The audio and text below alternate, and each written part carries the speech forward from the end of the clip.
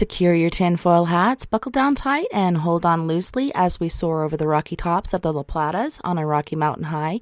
Get sucked into the vortex of the Four Corners and settle down snugly at mile marker 420 in colorful Colorado. It is Sunday, December 29th, Monday, December 30th, for those of you across the pond and beyond. Welcome to We Are Paradox Media's Late Night in the Rockies. I'm so glad you guys can join us this evening. I'm your host, TessaTNT, and I hope you guys have had an awesome holiday season, an awesome weekend, and you're ready for the week coming. The new year is upon us. I'm hoping this year is going to be much better than this last year. It's been really hard on a lot of people that I know, so I'm pulling for 2020. I love even numbers, so let's hope it works out. So thank you for joining us tonight on Spreaker.com. You can also find us on other outlets such as Periscope, Twitter, Spotify, Apple Podcasts, Google Podcasts, iTunes, iHeartRadio, CastBox, Tumblr, YouTube, SoundCloud, TuneIn Radio, Deezer, as well as Podcast Addict. So tonight I have a treat for all my guys and gals out there. Tonight we will be talking to and getting to know our guests this evening, Mr. and Miss Yates. So we have Jay Yates and Marie Yates. Jay and Marie Yates, more commonly known for their frequent appearances on popular paranormal reality television shows such as, but not limited to, Ghost Adventures, Haunted Case Files, Seasons 1 and 2, Paranormal Witness, Ghost Adventures, Aftershocks, and Scariest Night of Our Lives. Jay, being haunted since birth and undergoing a near-death experience, has created a lifetime of personal paranormal experiences. Marie inherited these hauntings in marriage and has brought the Yates family haunting countless supernatural encounters in and outside the field of paranormal investigation. So the Yates family haunting has been captivating audiences around the world for the better part of a decade. The Yates appear regularly at events and lectures discussing their own ongoing paranormal experiences as well as the knowledge gained with them being haunted survivors. Outside of lectures, radio, television, and events, the Yates have a strong drive to help families that struggle with the paranormal as they once did. The Yates aren't your average paranormal investigators. The Yates spend much of their available time conducting what they call paranormal consultations rather than the often damaging paranormal investigations of family homes. Together, they lead a successful team of passion-driven paranormal investigators into the darkest corners of the desert Southwest. The Yates founded Crossing Over Paranormal Society, the Cops Crew, to help both the living and the dead. Their ongoing mission is to seek only truth, understanding, and proof of the paranormal by any means necessary. Their approach to the paranormal has brought many families peace back into their homes and assisted families putting back together their broken families. The paranormal is not a way of life for the Yates, it is their life. Even today, the Yates live haunted and learned the balancing act between walking the thin line between both the living and the dead. Hey, Jay and Marie, thanks so much for joining us tonight. I'm so excited to have you on the show. Hello, how are you? Hello, thanks for having us. No worries. It's so good to have you guys on. I'm so glad you guys could join us. And, I hope the holiday season's treating you well. I'm ready for the year to be over, ready for the new year upon us. How are you guys feeling about this holiday season? It's been a rough one with the loss of Marie's father, as we were talking about before the show. But I think this is the first time we've had a podcast or anything super public since the loss. So, yeah, we're just trying to get back into the swing of things. The paranormal doesn't stop, so we really can't stop. But we definitely slowed down there for a couple weeks and paid respect as it was due for her father. Yeah, I'm so sorry you're going through that. That is a really, really difficult time in life. And I'm sending love and light your guys' way. And if ever you feel like you need to talk, Marie, I'm always here for you. But yeah, I know the holidays for me, not as serious as what you guys are going through, but I'm definitely ready for the new year and ready for the holidays to be over. No, we feel you there. Yeah, we're definitely looking forward to 2020. It's going to be a great year. I agree. So, when reading your bio and reading about you guys, Jay, you said that you have been haunted since birth. Can you tell us about some of your first paranormal experiences? Yeah, I mean, growing up, like I obviously didn't understand like what was happening. Children would appear to me as they appeared at the moment of death. Now, whether that be by fire, drowning, natural causes, what have you, they would appear to me as they did at the moments of death. So sometimes it was quite gruesome. Sometimes it was obviously very terrifying. They were often nonverbal, and it was scary. And I remember trying to hide that for a long time from my family. And I remember finally telling my family about it and being psychologically evaluated multiple times, only to come back with he seems to be normal, but he just has a very crazy imagination, is what majority of people would say. So I kind of grew up seeing that. It only grew stronger as I grew older. And After my near-death experience, as you mentioned in the bio, it definitely became darker. Some of my experiences and um, very emotional, at times, which has given us a great opportunity and platform to tell some of our stories on some of these shows that we've been a part of. So, what exactly happened? Like, what was your near-death experience? My near-death experience happened August 13th of 1999. Back then, the big man on campus, and I was like aspiring to get my pro card and like powerlifting. And I was just giant, bigger than life kind of guy. And I was expected to act that way in parties. And one thing led to another. And I found myself drifting away. And my friends kind of ditched me. And I kind of went through a struggle to come back to my body. So I always tell people I can relate to a ghost because I saw myself as one and I was one. And the experience that I had, I looked at my shell, my body, as I was spirit passing. And it definitely changed me. I was, what was I? I was, 17, 18 years old. I was going into my senior year of high school. And I probably spent the first 6 months of my senior year trying to figure out life and what I was going to do with my life. And then I got into pastoring at a very young age and evangelical work. And wasn't too much longer after that. I got excommunicated because I talked too much about spirits, ghosts, demons, and they didn't like that. So shortly thereafter, I met Marie, and for some crazy reason, she fell in love with me, and we got married. Right? So as a kid experiencing these things, were you the only one in your house experiencing this? Do you feel like you had support from your family, or did they kind of feel like you were going off the deep end there? My grandmother and my mother raised me. So my grandmother was very religious, very old school, very Southern Baptist, sawdust floors, church style, but very conservative, like as far as like, yeah, maybe you are having these experiences. But she would always remind me that my faith and the importance of my faith and leaning towards my faith when I felt fear.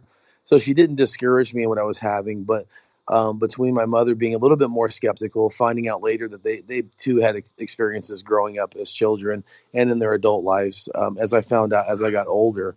But they didn't really spew out that information when I was a kid.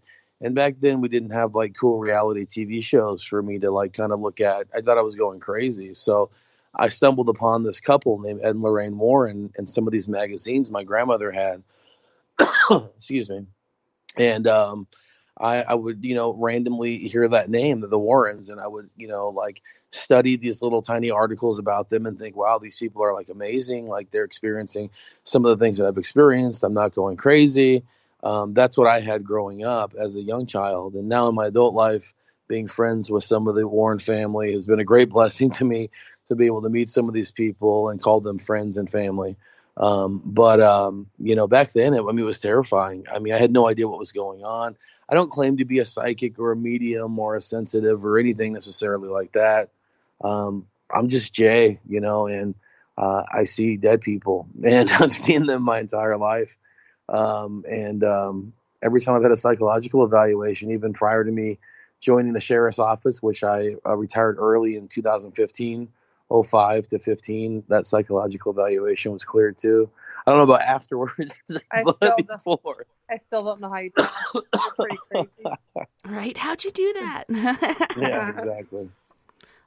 Did you have issues in school? Like, did you share these experiences with any of your peers? Did you kind of feel like a shutout? I know you said you felt like you were crazy or going crazy or something was wrong with you. Yeah, it was weird, man, because kids were like reading books about like Dr. Seuss and Cat in the Hat while I was looking for books in the corner about cryptozoology and hauntings and poltergeists that randomly made their way into the school's library. So, I mean, like, I was definitely, I felt socially, I mean, it was a very socially awkward kid, I think. I mean, a few close friends knew that I had experiences. They probably thought I was joking. But it was very much so a huge part of my life.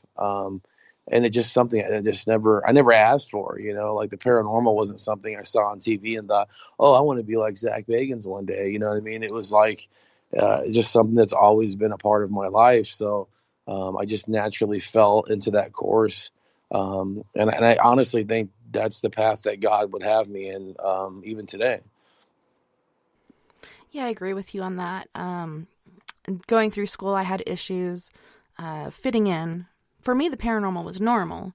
But when you share it with other kids, they're like, wow, this kid's crazy. Stay away from her. Right, so when you feel comfortable opening up and then you say what you've actually seen, yeah, it definitely becomes a little socially bizarre. Right. So I basically stayed in the paranormal closet till 2012. And then that's when I didn't care anymore. And I was like, I'm going to go out and help people. And I'm not staying in the closet anymore. It's too cramped in here. That's kind of how it feels. It does. It feels like coming out of the closet with something. And, it's definitely, some people weren't very surprised, when they started seeing me on television and stuff and making my rounds at the events and stuff. But other than that, I mean, I think people were just kind of, that knew me, were just like, yeah, that's that guy, so. So do you feel like the counseling and help that your mother and grandmother got you as a kid, do you feel like that helped you to feel not crazy and like this is actually happening and you're okay? Yeah, but I mean, still as a kid though, I mean, when you see things like I was seeing, it was still, I mean, it was very, it was, I think, damaging in a lot of ways. I think in some ways it caused trauma, me seeing the things that I saw and you have to deal with that, at some point in your life, which I have. But it's just really getting a better understanding of it as you get older. You start to kind of get used to it to a point. We live haunted today. We have paranormal experiences on a daily basis. Sometimes it's rather intimidating, and it's hard to deal with. And some days you're like a spiritual. Days you just closet like I once did when I was a kid, trying to hide from it. But you just got to keep on walking. I mean, it's become such a deeply ingrained part of not only my life, but now Marie's and our adult children's lives now, that it doesn't even really faze anybody, I don't think, anymore. I mean, if we say we saw a man standing in the kitchen that wasn't physically there, it's not like it's going to turn heads in our house. They're just going to be like, oh yeah, I saw him last week. We don't really talk about our daily life with like people that are not into the paranormal. We really don't say much about it. People really wouldn't quite understand, I mean, there's just so many facets to it. I mean, between the poltergeist activity we have in our own home, to, like just crazy. I don't think we have any like good friends that we chat and go out on dates or like stuff like that, hang out, or they're not part of the paranormal field. No, I mean, when we go to these paranormal conventions and stuff and we appear at these things, I mean, that's really our time for us to be part of like our paranormal tribes and, feel like we can actually be ourselves, right? Yeah. But we live in a very small community, so many people know who we are in the city that we live in. So that's also kind of bizarre at times. We live in a very conservative community that's kind of kicked us out a little bit too because of what we do. But it is what it is. Very judgmental. Yeah. Well, it's really nice, like you said, when you go to these conferences and such, you kind of have an extended family, people you feel at peace with and you feel like you can talk about these things and not feel judged or ridiculed. Oh, absolutely. I mean, it's kind of like therapy in a lot of ways for me.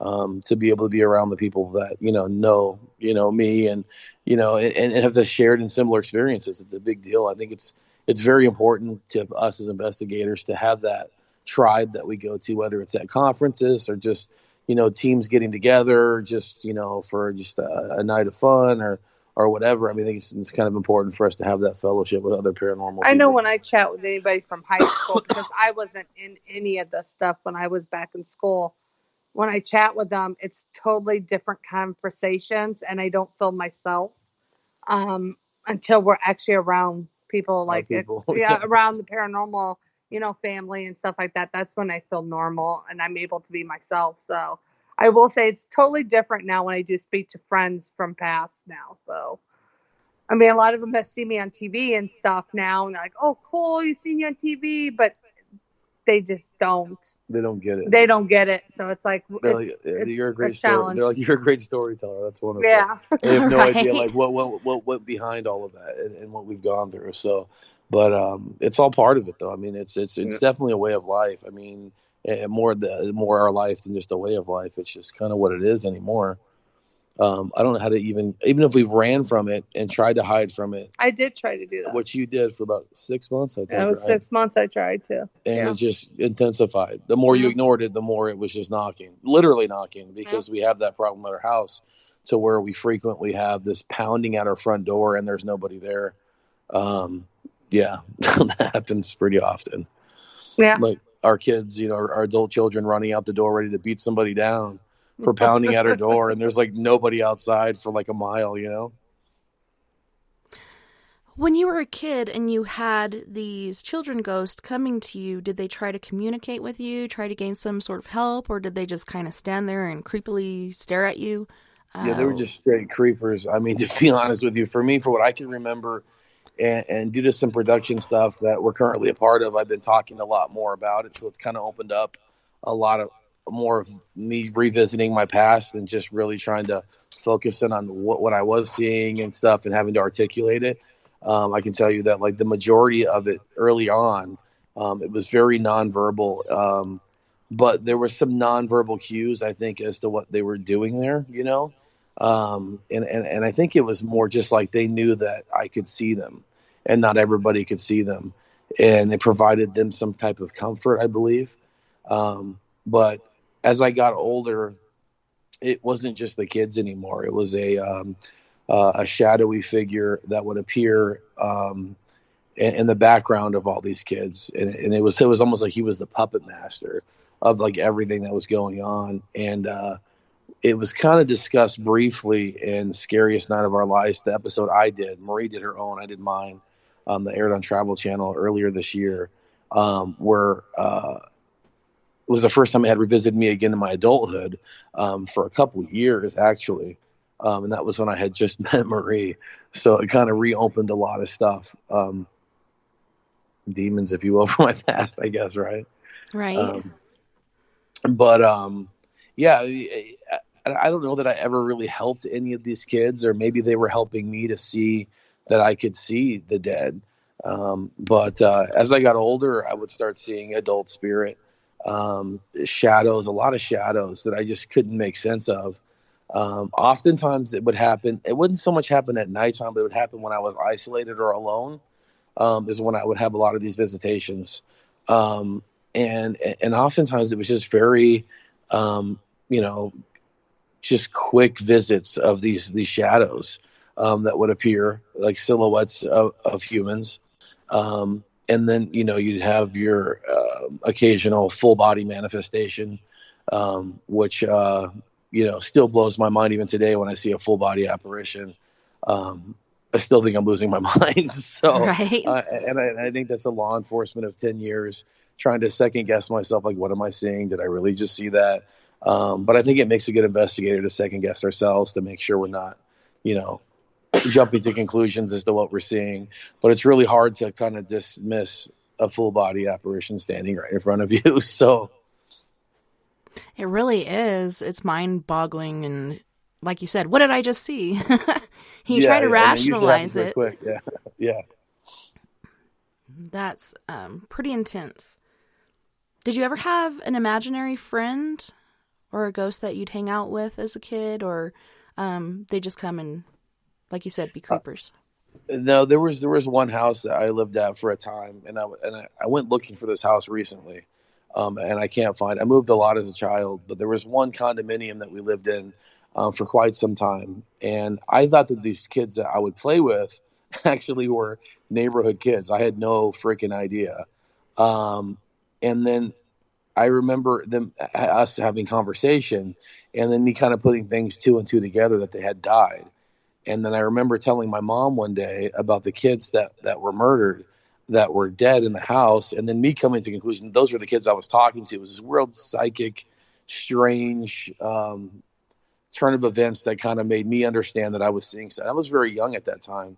But I really thought that they were flesh and blood, like human beings that I was playing with until one day I realized that it was something I wouldn't say paranormal because I didn't even know what paranormal was back then, but something unworldly. And then, like you said, you met Marie and kind of pulled her into this world. Marie, did you have any paranormal experiences before you and Jay met, or did it kind of come along with a package? It came along with a package. I always tease on like our thing.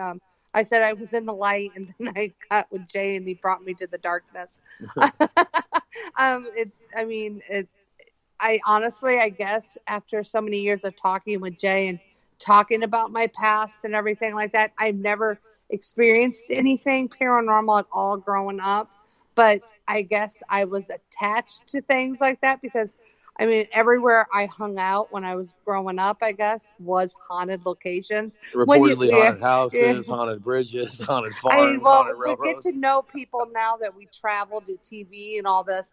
A lot of places I grew up in Indiana, and a lot of those places now, a lot of our friends actually do like events there, or they investigate and all this stuff. And I'm like, oh my gosh, I say hang out there all the time. And so it's, I guess in a way, I think the paranormal was always knocking. You just didn't really recognize it until. I think everybody, if you open up to it and you let it in, I think everybody is able to see the other side. And have some kind of abilities. As soon as I opened myself up to it, I actually started hearing things. That's where as soon as I started hearing things, I thought I was losing my mind. And that's why I told you I was done. I thought he could be crazy. I was like, okay, I'm done. I was working at Starbucks at that time in our life. And I was like, and I kept hearing things. And I would blame my customers coming up for saying stuff. And they're looking at me like, what?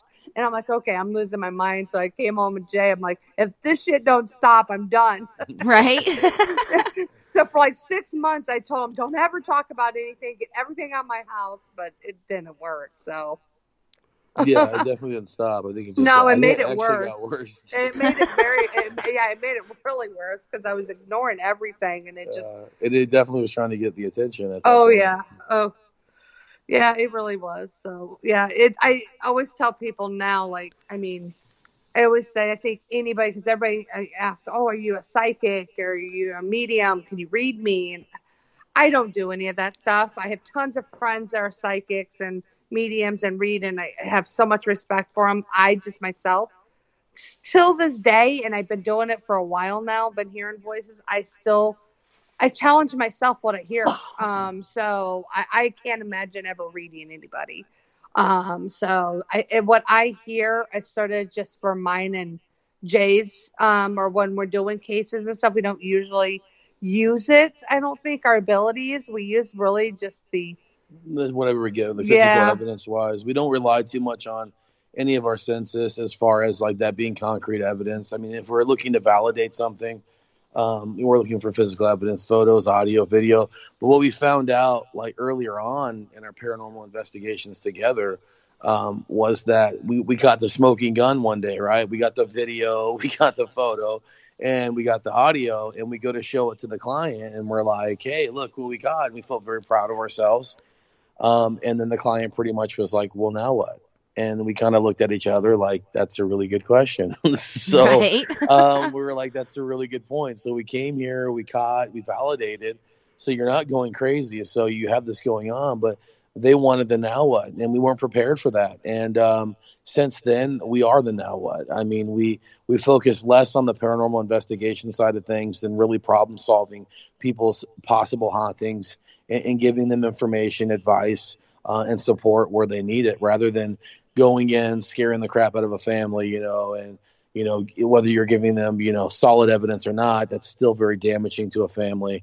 And it can be very harmful. And legally, there's just so sometimes much just getting somebody out of their home that they say that they've been hearing, all these noises and everything. Sometimes meeting them outside their home, just at like a Starbucks or anything, and actually just letting them open up and talk, really changes their life. And I've noticed that a lot. We've had quite a few clients, even after our conversations with that, go back and never had an experience again.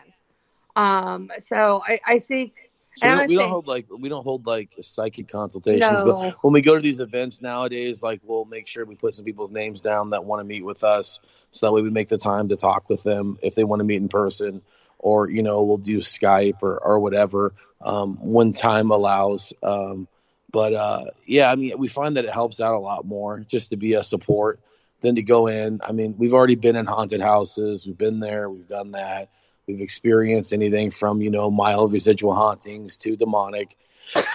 There's really no need for us always to go run into a house and provide them smoking gun evidence of a haunting. Don't get me wrong. Sometimes we do need to take our crew in and investigate and stuff like that on a lot of them. But some of these cases, it's the family's going through a hard time. And when family brings stress, divorce, teenagers, drugs, all that kind of stuff. If you find all that stuff in one home, and you generally are going to find some type of weird stuff. Yeah, weird stuff going on. So sometimes they just need somebody to talk to that's actually gone through a lot, themselves, to just help them, how to ease and be able to actually live with it, because they have to realize that the dead, I mean, they're people too. Well, then ghosts are people too, and people forget that if you're a jerk in life, you might be a jerk in death. And that's right. And people really need that reminder sometimes. And when you really break things down to clients, and the biggest problem is that clients, we find over the years of us doing this, is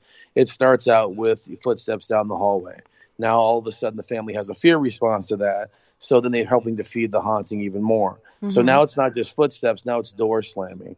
And then after that, their fear sensory becomes higher, which then leads to other things and bigger hauntings and more boisterous hauntings, which kind of intensifies and just throws more fuel on the fire, so to speak, for the paranormal. So we really try to just put it in perspective, like, okay, there is footsteps down your hallway. Okay, we've established that. But let's just really put this in perspective. Can footsteps hurt you? Can footsteps keep you up at night? Well, yeah, they can. Well, what can we do to prevent you not hearing the footsteps? At nighttime, so we really look at like natural alternatives that people can use and just problem solve their hauntings instead of going in every single time with equipment and stuff. Plus, it's kind of sometimes bringing that equipment in can make everything worse. And almost any investigator will say that. I mean, when you go in there, you have to warn the families it's probably going to get worse afterwards, right? Because you're bringing all this stuff in. So we tried this way first, and we've noticed it does work. And don't get me wrong, sometimes after this, like, okay, yes, we do need to come in your home, and we have to do further stuff. But I will say a lot of our cases are, just going in there. Well, plus we also are running into the issue the past couple of years with the frequency of us being on television, especially with Haunted Case Files season 1 and 2. And when it started airing on Travel, it was just like back-to-back episodes of us on there. People want like a TV spot, so you have to kind of siphon through a lot of the garbage where it's just fame-seeking people that want their 15 minutes.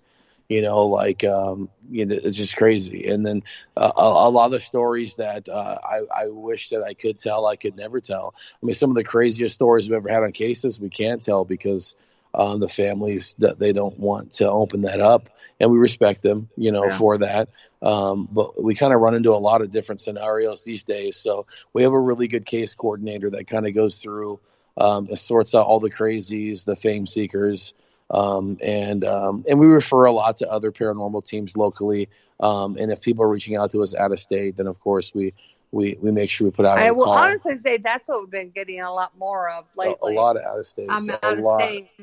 We are able to actually reach out to our other fellow paranormal family out there in different states. So it's a good paranormal community that actually you have that little group of people that all can help out.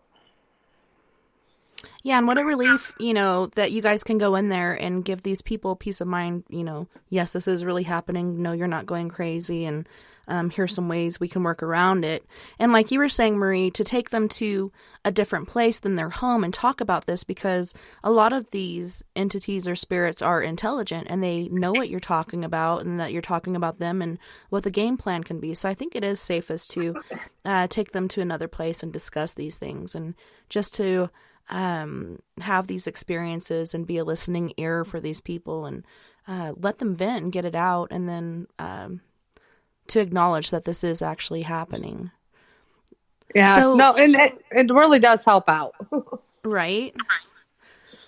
Gives them a sense of peace. Do you guys charge for the work you do, or you guys do you do this voluntarily? No charge. No, we'd never charge. I would never charge. We just do it. I mean, when we have the time to do it, and it's harder these days to get out there to do an investigation. So it does work out a lot that we do a lot of stuff by phone or Skype. But there's no way that I'd feel comfortable charging. I know how it feels. Jay and I went through a really extreme haunting, and at the time, I was really upset because nobody would help us. We reached out to churches. All of them declined. We reached out to different paranormal teams. Nobody would help us. At the time, I was really upset. Like, no one would help us. So, but now, as so many years of being in the paranormal field and having our own team and what we've gone through, I actually respect the teams for not just coming in here and making it worse. They actually said we need to do something different. That we need, they actually told us to go to the church. And the church declined us. And then the church declined us. I can't even tell you how much of that we went through earlier on. But I mean, realistically, though, I have to thank all those teams that said no to us when we were going through our own haunting, because they weren't well equipped to handle it. And I think that's the biggest problem in the paranormal community today, is that everybody won't say no to a case, and they selfishly go out to investigate.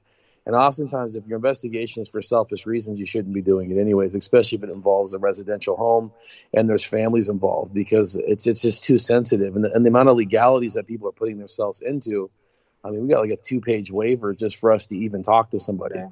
So, right. And people just, they don't get it. I work social work by day is my job now.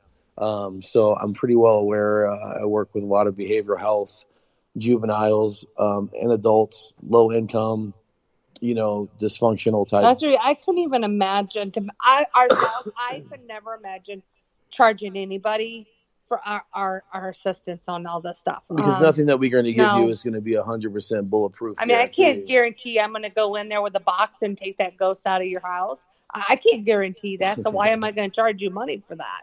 Right. I can't guarantee you if I come into your house, even me chatting with you, even at Starbucks, I could cause you to make it worse. So why would I actually charge somebody money?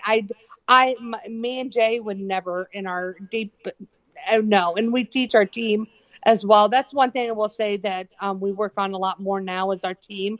We sort of, train them into doing what we've been doing. Mm-hmm. So there's more of Jay and I out there to actually be able to do stuff. So we have, I know there's quite a few of them that want to go out there and just, instead of just investigate only, go out there and actually counsel and speak to people, Yeah, I'd say our team's about half. Like half, they're just strictly investigators, and that's what they do.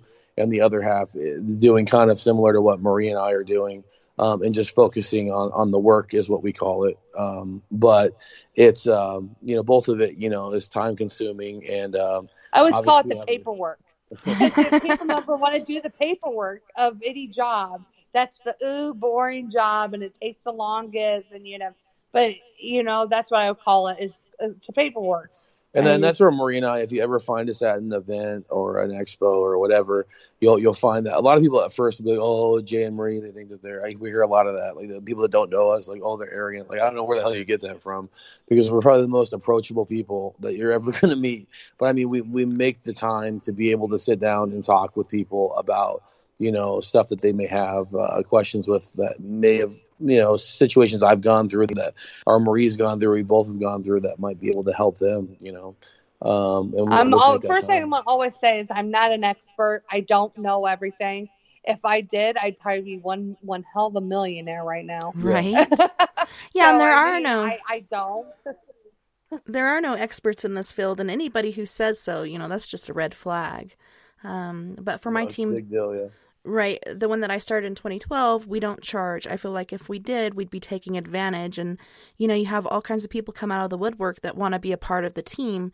And the way we've weeded out people that are actually here to try to help people and people that are just out there for the thrill.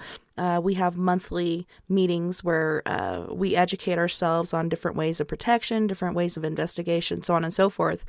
The ones that are actually there to help will show up to these meetings. The ones that are just there for the thrill of it aren't a part of the core group. You have to be educated because, for your protection and the protection of the client, you just can't go in there willy-nilly and, like you said, put them in danger. There's certain things that you can do that can cause more harm than good. No, absolutely. And we definitely have the same, like the core group of people that have been with us for years and years and years. We have actually our case coordinator is actually a previous client from back in the day, like 10 years ago, I think. 10 years ago? More, actually. Yeah, something like that. So, I mean, so when you reach Cops Crew, like through email or whatever, you're contacting like a previous client of ours. And we have crew members. Her daughter actually started with us when she was 13 years old, I think.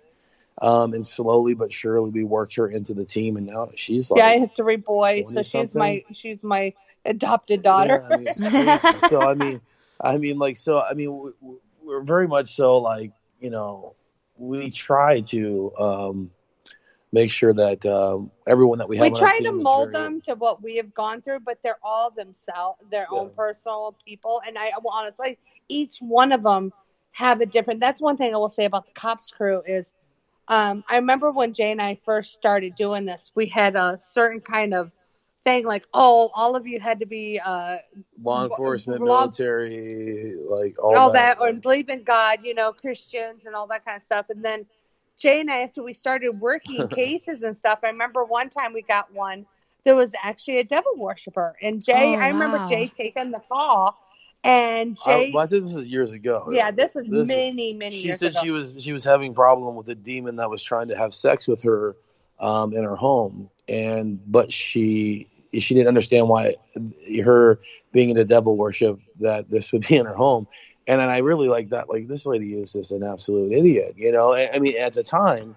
And then as I understood later on, it's just that there's different levels and there's different you had a sectors. Friend. Yeah, I had a friend that I had no idea was involved with that. And, you kind of have to, in this field, you have to, I'm not saying you have to like dabble into witchcraft or you have to dabble into the occult or into the Satanism, but you have to respect it in a way. You have to kind of know what it's all about, because my clients, I mean, geez, you got like maybe 25%, Christian, 25%, Well, you're going to have your Catholics, you're going to have your Baptists, you're going to have your Wiccans, you're going to have your Buddhists, you're going to have your devil and with every culture and with every sector, there's just like a different approach. And we've just learned, we have friends in all those different areas now to where we can call upon and ask questions because we don't have all the answers. That's the reason I mean, in the last 10 years, Cops Crew has like kind of morphed into something where we have all different kinds. Diversity is like huge for us. It's so key. It helps so much. Oh yeah, it's helped us. Oh, it's helped. I mean, it actually has helped Jay and I ourselves grow as paranormal investigators and personally as well. I mean, don't get me wrong. I mean, Jay, we have tons of Ouija boards that Jay collects. I will never touch one. And it's not because, to be honest with you, I know a Ouija board is almost the exact same thing as an obelisk or some of this other equipment you use, you could sort of do the exact same thing as a Ouija board. But because of me, what I grew up in, I just won't dabble with a Ouija board. I won't. Culturally, it's just something It's that's just not. culturally in my brain. I just won't touch it. But it's in my home. But that's, I think Jay and I both have opened up to. I know Jay's, sort of not dabbled into it, but actually sort of got into it a little bit more than I have. No, I mean, I'll take any opportunity. I recently had an opportunity in Las Vegas to do an investigation alongside a conjuring ritual from a pagan group from Los Angeles. And it was very eye-opening for me. I wasn't part of the circle. I was simply there to document paranormal activity and to validate that what they're doing and their belief does something. And I believe I got that I got that evidence. So I'm more than willing to see what other people are doing to better understand the client I might have tomorrow. And what better to have that information and have had some type of experience with it, not so much directly, but. Right, and it is important to have that diversity in your group or people that you can talk to that have this different knowledge because, like you said, we're all raised different ways. I was baptized Mormon. I'm no longer part of the church, but, there's certain things, like you said, Marie, that you learn, like don't mess with Ouija board or don't do this or don't do that, and that kind of sticks with you throughout your life. I did try a Ouija board twice in one night while I was in MRP, in North Carolina, and it was during Hurricane Bonnie, and I at first got on there to talk to my mom, and it said no, and so I was like, fine, nephew, I'm going to go take a shower, and then I come back out, and it's on my rack, and so I'm like, okay, I'll try it again, and at first it moved really slow, but then it went faster and faster, and, she's saying all my siblings' names, tell them I love them, I'm okay, and we had a lengthy discussion. The weird thing was that I didn't hear or feel, my platoon mates like trying to get my attention or saying my name or shaking me or whatever.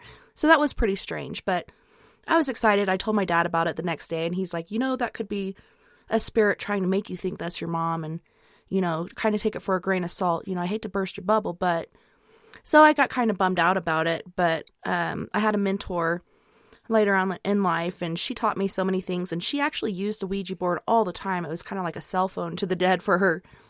And she's like, would you like to come join us on the Ouija board? And I'm like, no, I'm okay, but I'll film it or I'll, hang out with you guys while you do it and see what happens. But I'd rather not partake in it. But then you do have those people out there that say it's just like using these other tools like the ovulus or dowsing rods, so on and so forth. It's the same thing. Right. Absolutely. That's how it's all about intent, dude, if you ask me. If you attend for a Ouija board or an obelisk to bring something evil into it, you're probably going to bring something evil into it. But here's the reality of investigating: is it's like you're pretty much just random dialing someone on your cell phone, and you never know who's going to be on the other end. I mean, that's us out in the field using an audio recorder all the way up to an ovulus or a spirit box session, whatever we're using. We don't know. I mean, we could say that we think we know, but you're randomly calling out for someone to talk to you, and you never know what you're going to get. And like I said earlier, ghosts are people too, and sometimes, people are assholes in life, and they're an asshole in death, That's right. So you might get that angry spirit that comes through. I mean, we recently encountered that in Vulture City, where we work out of regularly, never had anything ever happen there ever. And then it was just the right, perfect storm for, this angry, guy to come through. And it, not that it was demonic, but it was definitely, a jerk off in life, jerk off in, death. And he was showing himself out, how powerful he really was. Yeah. You don't die and then all of a sudden become a good spirit. And I agree with what you're saying. You are in the afterlife what you were in life. Right. That's the energy that you have within you, and that's the energy that continues on. So it's interesting how that does happen. And I tell my kids a lot, especially my littles, my 4-year-old and my 7-year-old, don't be afraid of them because we're going to be ghosts someday too. So, how would you feel if you try to communicate with someone and, they were afraid of you and didn't want to talk to you or try to help you? Try to be open with it and always let me know. And I've taught them different things that I've learned through my experiences that protected me to protect them. And I try to be as open with them as I can and listen to their different experiences, because I remember how that felt after my mom, who was the spiritual side of me, passed. And then my dad shortly after abandoned us. And my aunt and uncle that we were living with, my aunt, who's now my mom, she adopted me this last year. She still hates the paranormal. She doesn't like to hear about ghosts or anything like that. But she's like, don't tell my kids this, and it's just your imagination. And it did make me doubt myself for a second. But then I was like, I know what I experienced, and I know this was real, and I'm not crazy, but I'll just keep it to myself. And that kind of shut the door on those things for me for a little while. But then luckily I was able to open it back up and continue to help people on this side and the other. You know, everybody needs help. That is so true. I always tell people that you never know which person, if you're helping the living or you're helping the dead. I always tell even our clients who are coming over, and they're saying, well, why does this person reach out to me? Well, maybe they need help. Yeah. I mean, you're not really listening. You're sort of, you know, some people are listening, but I don't think they're listening the correct way. Well, I think Hollywood has scared the hell out of people. I mean, let's just face it. Right. I mean, like, you know, with the Conjurings and whatnot, and these different just movies, like everybody, the worst. That's almost every client we have seen. Every time it's like, well, it's a demon then, right? It's a demon, right? And I'm like, well, why do you always jump and think it's a demon? Well, you guys only show bad things on TV. I'm like, the reason why almost all TV and all the paranormal shows are bad things is because that's what the average person the viewer wants. Response is higher They with don't want a to see demonic entity than it is with Joe Smo that shows up at the old gas station in, you know, the old part of town. You know, I will say 90. I always tell people like 98% of my time of spending any time with spirit, it's good. And that's only 2% where it's bad. And usually that 1% is probably 1.5% is probably just a jerk that was in, that was jerk in, life. And then after life, he's being a jerk. But I'm just saying it's usually good. I mean, and I try to tell people, but that 1% that we do get, people want to see it on TV. So, and that's the reason why you see all the bad. It's not all demons. And I always tell them, you got to love networks. I mean, we work with them. You got to figure too. It's all about the ratings. Every season of Haunted Case Files, seasons 1 and 2, and then the upcoming season 3. We literally, like, there's 2 years in between filming, at least in between both of these shows. So we have 2 years of investigations that go in between each one of these, like, episodes that we put out. And let's say, like, last season, I think we had like 7 or 8 episodes on Haunted Case Files. That's like 2+ years of us out in the field.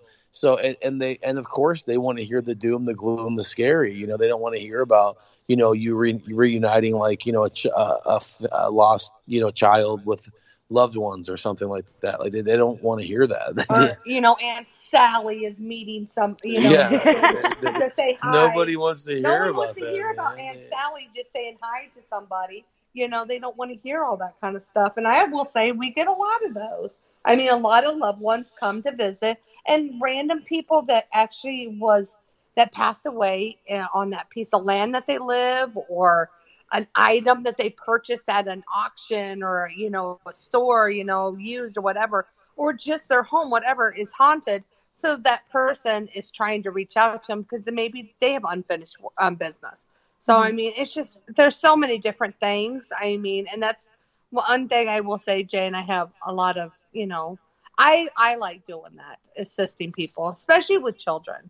I think it has to do with, I have a previous marriage, and I had an autistic son with it. And he was tortured by the paranormal for many years. So I've seen and watched how bad it was. That's the reason it got me more into the paranormal. Even though Jay and I met, he told me everything. I don't know why I didn't run then. But I mean, if you actually meet Jay, and most people will say this, you meet Jay and you see his eyes, and when he's talking to you, he's telling you the truth. It's in the eyes. I mean, you just like believe him right instantly, and it's like, boy. But I don't know. But when we met, him and my son, my autistic son, and my son was little then, and he bonded with Jay. Everything that my autistic son was seeing, Jay was seeing as well. And at this time, my autistic son was a mama's boy, wouldn't go to anyone. And at this time, he started only wanting to be with Jay. And I'm like, wait a second. So that's when I started actually learning more about the paranormal and reaching into it. And we really, you know, I know that like Ghost Adventure gets a bad rap. We've been on there half a dozen times or more, and we help Location find a lot for them. People give, you know, the show a hard time. Zach Bagans, he definitely went above and beyond for my family, trying to determine whether or not my son had abilities. And it wasn't shown just on film either. It was a lot of stuff that was not shown, to where they put up a partition wall in our living room and, you know, like asked questions, and they were trying to like measure whether or not like my son and my wife had some type of connection, like telepathically or whatnot. It was crazy. Like the amount of links that he had went through for our family, it really drove us deeper into dealing with a lot of cases of mental illness, whether that be autism or that be dementia. I believe that kids are fresh from heaven, and I believe that with that being said, they haven't been contaminated with life's disappointments, so they still have that childlike faith. So they're able and more attuned to seeing the other side of this world, right? And seeing the undead. Now, as we get older and we get things that we call Alzheimer's or dementia, we think that, you know, our family is going crazy, but they're talking to people that are gone. And with that being said, I mean, oftentimes we've investigated these things to where they're not talking to the wall. They're literally talking to their dead loved ones that are sitting right in front of them. We just can't see it. So, I mean, like, and that's what a lot of our study in the paranormal has come to, is a lot of like dealing with the mental health side of things. And we have to use very caution and professionalism when doing that, which also provides us a lot of missed opportunities to share a lot of those stories, because it's very sensitive to the family.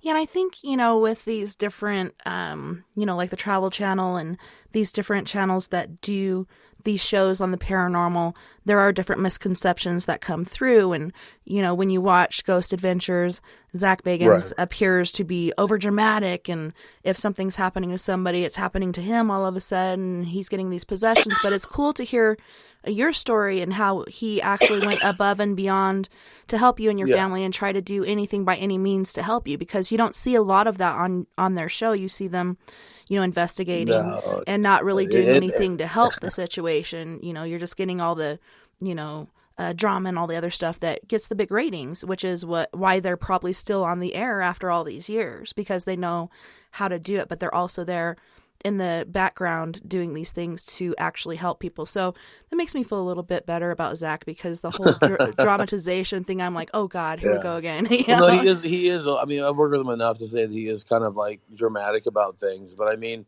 I would say Jay's a mini Zach on Investigations. I'm kind of very animated, I guess. Yeah, well, when he sees even a spider, he screams so loud. It's like, really? I mean, everybody's heart's racing. It's like, I mean, he makes everybody in the room. He really gets into like his investigations, and he really is trying to engulf himself into that, and it makes for good television. I mean, he's not stupid. I mean, I will say, if you get to know Zach, I mean, he's very businessman. He's very successful. Oh, yeah. I mean, but he is arrogant. I've said that. I mean, he'll even say it. I mean, but he is very successful. But he actually does have a good heart, and he really does care about. No, he definitely does care. I mean, he asks us about our son every time we've filmed with him like 4 or 5 times since that episode. And he always asks Marie, how is Steven doing? So he remembers, and he cares about the people that he comes in contact with. But I'm sure he does get those cases where people are lying out of their, you know what's, and I'm sure that becomes frustrating. We've seen some of those shows where he's. I will honestly say, with us being on TV now, and with us going into season 3 and everything like that for Haunted Case Files, we get all those calls now. We realized this last year or so of it being, them just wanting to be on TV and all this stuff. So it makes you change as a paranormal investigator that, okay, you're not believing anybody that says anything really half the time. And before, as a paranormal investigator, you go in there, okay, we believe you, we're going to do this. I mean, now you sort of go in there like, okay, you're going to try to, you just want to be on TV. You want more ratings.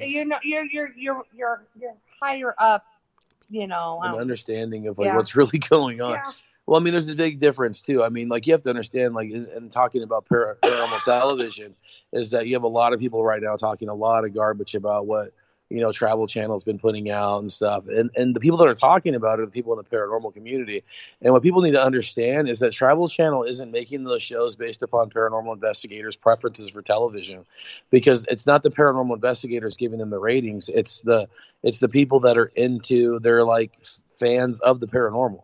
They're not ghost hunters. They're not paranormal investigators. They're, your next door neighbor that enjoys to watch a spooky ghost show, So, I mean, we forget that as paranormal investigators, that some of these TV shows, I mean, they're not really based towards like paranormal. I know our paranormal, people that we know get upset about a lot of the shows. And I will honestly say, there's so many shows that come out, but you know what? It gives everybody an opportunity to pick what show you do. And there's an off button, and there's the channel changer too. That's what I was saying, right? Don't watch it. I mean, I'll tell you right now, there's a lot of stuff on TV that people are watching that I keep hearing about. I don't really watch too much paranormal television, and honestly, like, I stopped watching our stuff because I just don't want to see. I don't watch it, and I'm like my worst critic ever. So like, I just can't watch it. But I mean, like, there's a couple of shows that I'll watch where I'm like, wow, that's pretty cool. I get told every time we're on TV, but you get tagged or told like, oh, I just see you on TV, but I don't watch them. The whole last season of Haunted Case Files. We didn't even really watch it. I think I watched the first one that came out. First or second. And that was because family was here and wanted to watch it. After that, I didn't watch any of them. I was like, I did Paranormal 911. I didn't even watch that, and people keep talking about it. There's a lot. I mean, I don't know. It's one of those things to where it's like, and really the paranormal community is so critical on it. And I get it because people don't want the paranormal painted in a bad light or whatever. But we have to also understand that there's people investigate differently, and it's TV, So, and TV is not always 100% accurate. It's really good though the conventions. I always tell people one way to really go out and learn more about it and get to be around fellow paranormal people and know a little bit more is go to these conventions, events. I mean, there's so many everywhere. And you can actually go out there and speak to all these different people. And a lot of these ones that happen on TV, like Jay and I, or, so even some of the other ones, like even John Steffes, I'm really close with him. I mean, he'll even say it. Funny about TV. Yeah. I mean, he'll be the first one to laugh about it. But, but he'll tell you, remember, it's TV. It's TV.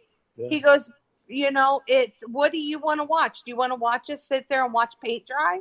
Because that's what most paranormal investigators do. We watch paint dry, so you want to see the stuff that's active. And there's great shows on TV, man, that like really get into the investigation side of things. And I can't watch that because I could probably productively spend my time better watching video that we've captured of our own that I have to go through. That's, 3 months behind because it's the same thing. So for an investigator, like for me, that's a great show. It really paints it in the right direction. But at the same time, for me as an investigator, I don't want to watch some of those shows that are 100%. I think my thing is I've noticed after being on TV, because we work with the network, I see what the network has done.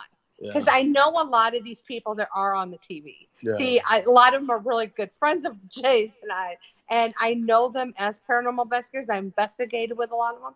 And I will honestly say, that's not them. Right. So I'm like, that's the network doing that. Oh, they made them do that. Oh, this, So cut and paste. Yeah, and it's like, so I just know all the little stunts that it's the network. I mean, I recall we were filming for a show. I don't know, last year or something, and the director kept saying, what would have happened if you would have stayed longer? And he was leading into that we would have been killed, we would have been murdered, we would have had an attachment, that it would have become a demon that would have followed us home. and Marie just was not like giving into this crap. So it kept going on, and it was his job to do it, and we get it. And like finally, like he's like, one more time. He's like, so what would have happened if you would have stayed longer? And I remember sitting back watching Marie get interviewed, and she's like, well, we might have caught more evidence.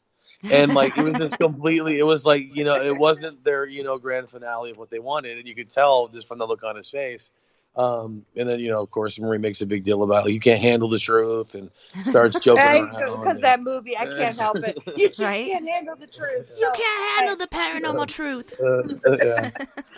But no, that's us. Dude. Like I always tell people, what you see of us on TV, if it's me talking or it's Marie talking about something that's happened, that's what's happened. If you're seeing me say something, but you're seeing something completely different on TV, like, you know, I've seen shows that we've been a part of where they show us running out of a building. And I'm not saying that we're running out of a building. So I don't know where the hell they got that from. And then I'll get all these messages like, why did you run out of the building? I'm like, we never really ran out of the building. I don't know why you're even asking. And they come to find out that on the show, it painted it as if we ran out of the building.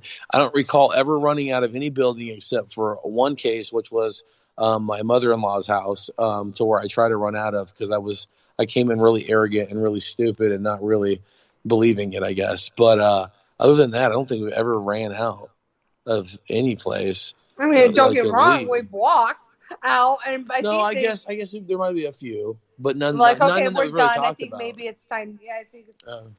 Don't get me wrong, we have an investigator that runs out. That's bullshit, yeah. We got one of those. Well, on that note, you guys, I hate to interrupt, but we do have to go to our first musical break. And on this break, we have Miss Tracy Cruz from the Bay Area of California with Emotional Love and Electricity, as well as Prime Example from Washington, D.C. with Dancing Machine. You guys don't go anywhere. We'll be right back right after this.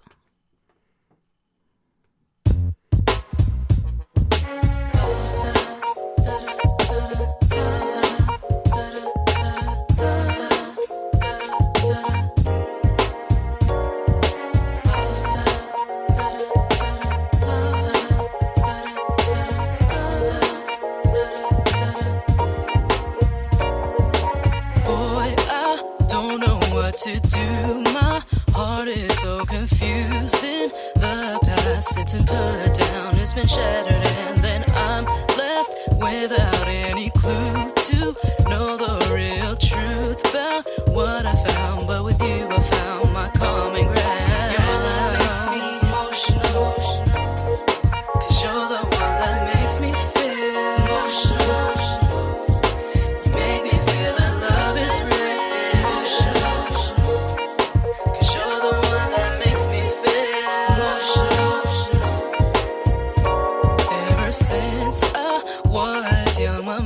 Said makes you strong when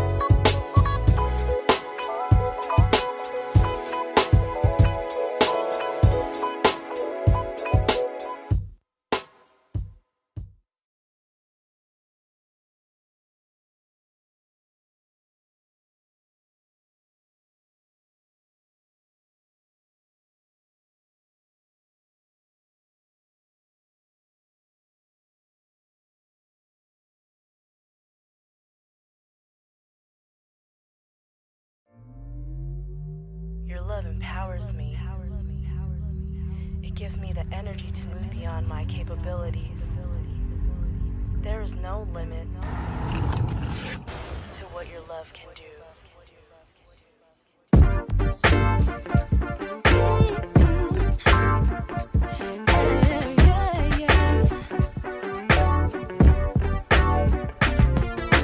I feel chemistry whenever you're close to me, and I cannot explain your energy, 'cause you're pulling me like gravity. It feels so strong, I cannot escape your electricity. This rush keeps flowing through to my veins. This feeling's insane and I can't explain. I will never be the same. I will never be the same. Rush keeps flowing through to my veins. This feeling's insane and I can't explain. I will never be the same. I will never be the same. Physical attraction holds us like a magnet, and I cling to you like static, and I can't let go. Your love is so dynamic, makes me a fanatic, got me feeling ecstatic. Will my heart come to this rush flowing through to my veins? This feeling's insane and I can't explain. I will never be the same. I will never be the same. Rush keeps flowing through to my veins. This feeling's insane and I can't explain. I will never be the same. I will never be the same. Rush keeps flowing through to my veins. This feeling's insane and I can't explain. I will never be the same. Straight right through your heart. I will never be the same. Rush flowing through to my veins. This feeling's insane and I can't explain. I will never be the same. I will never be the same. You know what you've done to me. I feel so excited, feeling strong and I can't fight it. Oh, do you know what you've done to me? Got me feeling so inspired, set my heart and soul on fire. Let's create a love that's strong. Let's make life a happy song. Let's bring joy to everything. Let's enjoy what life brings. Let's create a love that's so strong. Let's make life a happy song. Let's bring joy to everything. Let's enjoy what life brings. This rush keeps flowing through to my veins. This feeling's insane and I can't explain. I will never be the same. Ooh, this rush keeps flowing through to my veins. This feeling's insane and I can't explain. Ooh, I will never be the same. Your voice is distorted, No. and I'm the microphone. I receive what you say to me. I will never find someone else like you. You make me feel so good in your love. Lights up my heart like electricity. Electricity. I will never find someone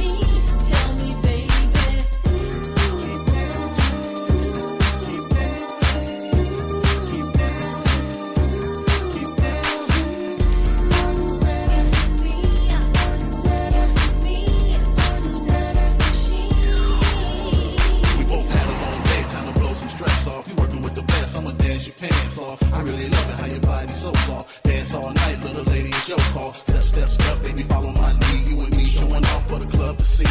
No time to get rest. We doing our thing. Cha cha, then we dip, top it off with a spin. Glide across the floor. Let's do it again. By the way, little mama, can we be friends? I can't let this night just end. I really wanna know if I can see you again. Give me your number, we'll get back on the scene. We can hit another club if that's your thing. We'll be partners in crime, you and me, as we ripping up floors like two dancing machines.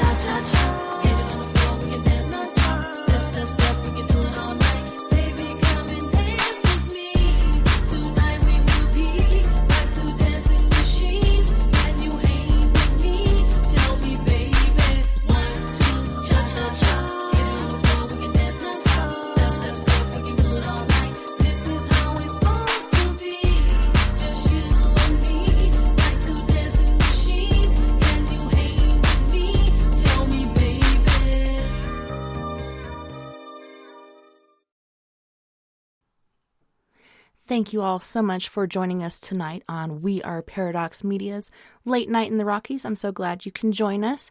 Tonight we have Jat and Marie Yates on. You guys, welcome to the show. Thank you so much for hanging out with me and sharing your experiences with the paranormal and the work that you guys do for your community and beyond.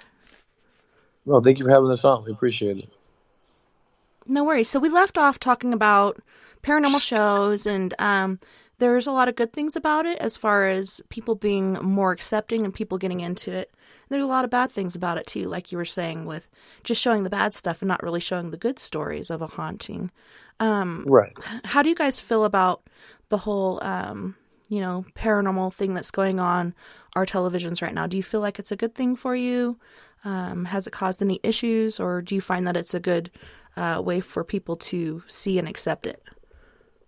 I mean, I think it's great on one end. I think that, it's becoming a conversation piece, as, years ago it wasn't. I mean, even in the early 2000s, it wasn't much of a conversation piece. People would kind of, shade away from it. So I think a lot of these shows have created more openness about it. People are more willing to talk about the paranormal as what they would have done decades ago. So people are getting exposed to it. I think the negative side of it is that people that are aspiring to be ghost hunters or paranormal investigators or whatever they want to call themselves are failing to network and learn the trade before jumping into it.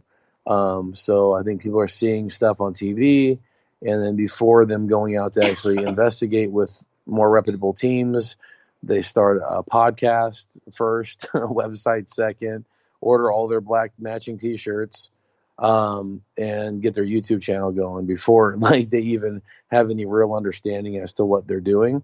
So I think a lot of times what it's doing is it's making a lot of paranormal people out there that are more driven towards videography and fame than they are for actually the trade and learning it. But I think you get that with anything that you see on television, so that's not uncommon. I think a lot of people, if you really look at anything on TV anymore in any kind of field, I mean, modeling or I don't know, fashion, all of it. They kind of glamorize it. They do. It's a double sword. It really is. I mean, for everything, there's a good and there's a bad to it. I will say for Jay and I'm going to say we've actually been blessed for TV. I will say we never looked for it. It's something we never looked out. I mean, asked for it, it came, but I will say we're very thankful for it now. We've got to meet a lot of amazing people, got to help a lot of amazing people. But I will say that the thing is our lives are very out there in the public now. Yeah. So, I mean, that's a little bit different. I know my children have had to live a different life now, especially our 18-year-old now. And there's a preconceived notion that, seeing people regularly on television, that, these people are like highly wealthy or something. People need to understand that doing TV shows is a job, just like any other job. You have a boss to answer to. And in many cases, when you're working production, you got many bosses to answer to. And especially if you have your own TV show, there's multiple different layers of people that you have to answer to, and demographics they want you to reach by what you're saying and what you're doing. It's a job. Like, it's not like, not everyone's getting paid, like a ghost hunter's on sci-fi salary, or a, ghost adventurous salary. I mean, I think we get looked upon as if we're like, extremely wealthy because, oh, we see you all the time on these different shows, when it's like, no, you have no idea, dude. Like, I mean, it's not like that. So I think it paints that, because it kind of glamorizes, like I said, it glamorizes the field. Like, it's like you're some kind of friggin' rock star instead of being what we are. We're fucking nerds. I mean, sorry. No worries. We eat Hey, shit. don't call me a nerd. But I mean, really, I'm a nerd, dude. Like, I mean, like, legit. Like, I chase like shadows in the night, and I don't socialize a lot. I'm really talkative, like when I'm doing lectures and I'm doing stuff like this. But on my regular daily life, dude, I'm not very talkative and stuff like that. So I mean, it's definitely like, it's been a stretch for me to do it. Jay is like that. Me, I've always been a social butterfly, I think, from high school all the way. I mean, doing all the stuff I did in high school all the way now.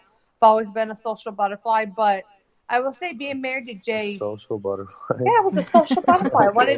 I loved the center of attention. I did. Yeah. But I will honestly say, I mean, it's not that fun, dude, because then people start looking at your own personal life, and they start asking questions and stuff. And I think it started bothering me when it started affecting our son.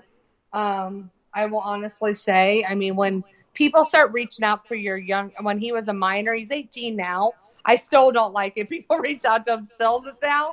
But I mean, now he's an adult, But when he was younger, we'd get like people that would reach out to him on his social media things, and I just that was wrong, inappropriate. If you ever want to get a hold of Marie and I, like, don't go through our kids, dude. Like, don't make me never talk to you. I mean, like, legit, like, I mean, we're not that hard to get a hold of. I mean, and if you send me one message and I didn't get it, I mean, the odds are by your second or third one I will.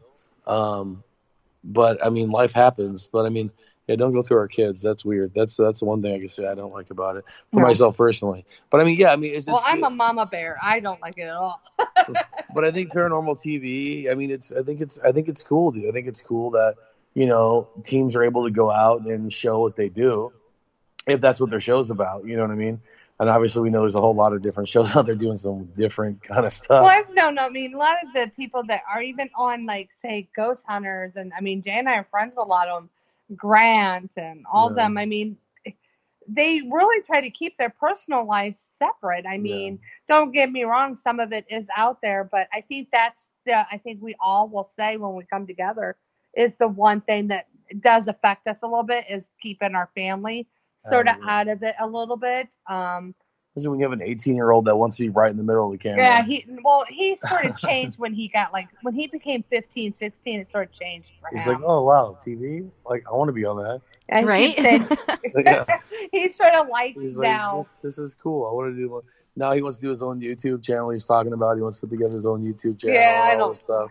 And I'm like, dude, you got to crawl before you walk, buddy. But no, I mean, our kid's different. He was raised around it. I mean, but I don't know. Like, TV it's cool, but it's, you got to kind of, like, as a viewer of the paranormal TV shows, you got to understand that it's, there's an entertainment factor to it, and that not everything is 100% what you're seeing. We do events, and I will honestly tell you, people come out to some of these events and they get angry because they're not seeing any paranormal activity. And I'm sitting here like, I can't make a ghost go knock, knock on the door. Right. I mean, the first thing I say to people when you come out here, I was like, this ain't a paranormal TV. If you watched us on TV, you've watched us film that, and that's like something that we filmed for many years on a lot of this episodes. Yeah. I mean, there ain't one night, oh, we got all that evidence. No. I was like, so when you came out here, you might not get anything. You're just going to hear me and Jay talk a whole bunch of stuff. So, I mean, that's the first thing I try to warn people. For example, we did a show. One of the shows we do is Haunted Case Files. That's our main show that we do. And then one of the episodes last season was of the old Sunkist factory. They called it the Juice Factory because they didn't want to use Sunkist. But it like they literally wanted the story to go in the flow of one evening of us investigating. Well, one evening of us investigating wouldn't have concluded one episode. Like it wouldn't have made sense. So it was an accumulation of 2.5 years of investigating there, which they balled into one episode, which they wanted the audience to see as one night. Which if everything happened like that in one night, I don't know that we ever would have gone back. Yeah. I mean,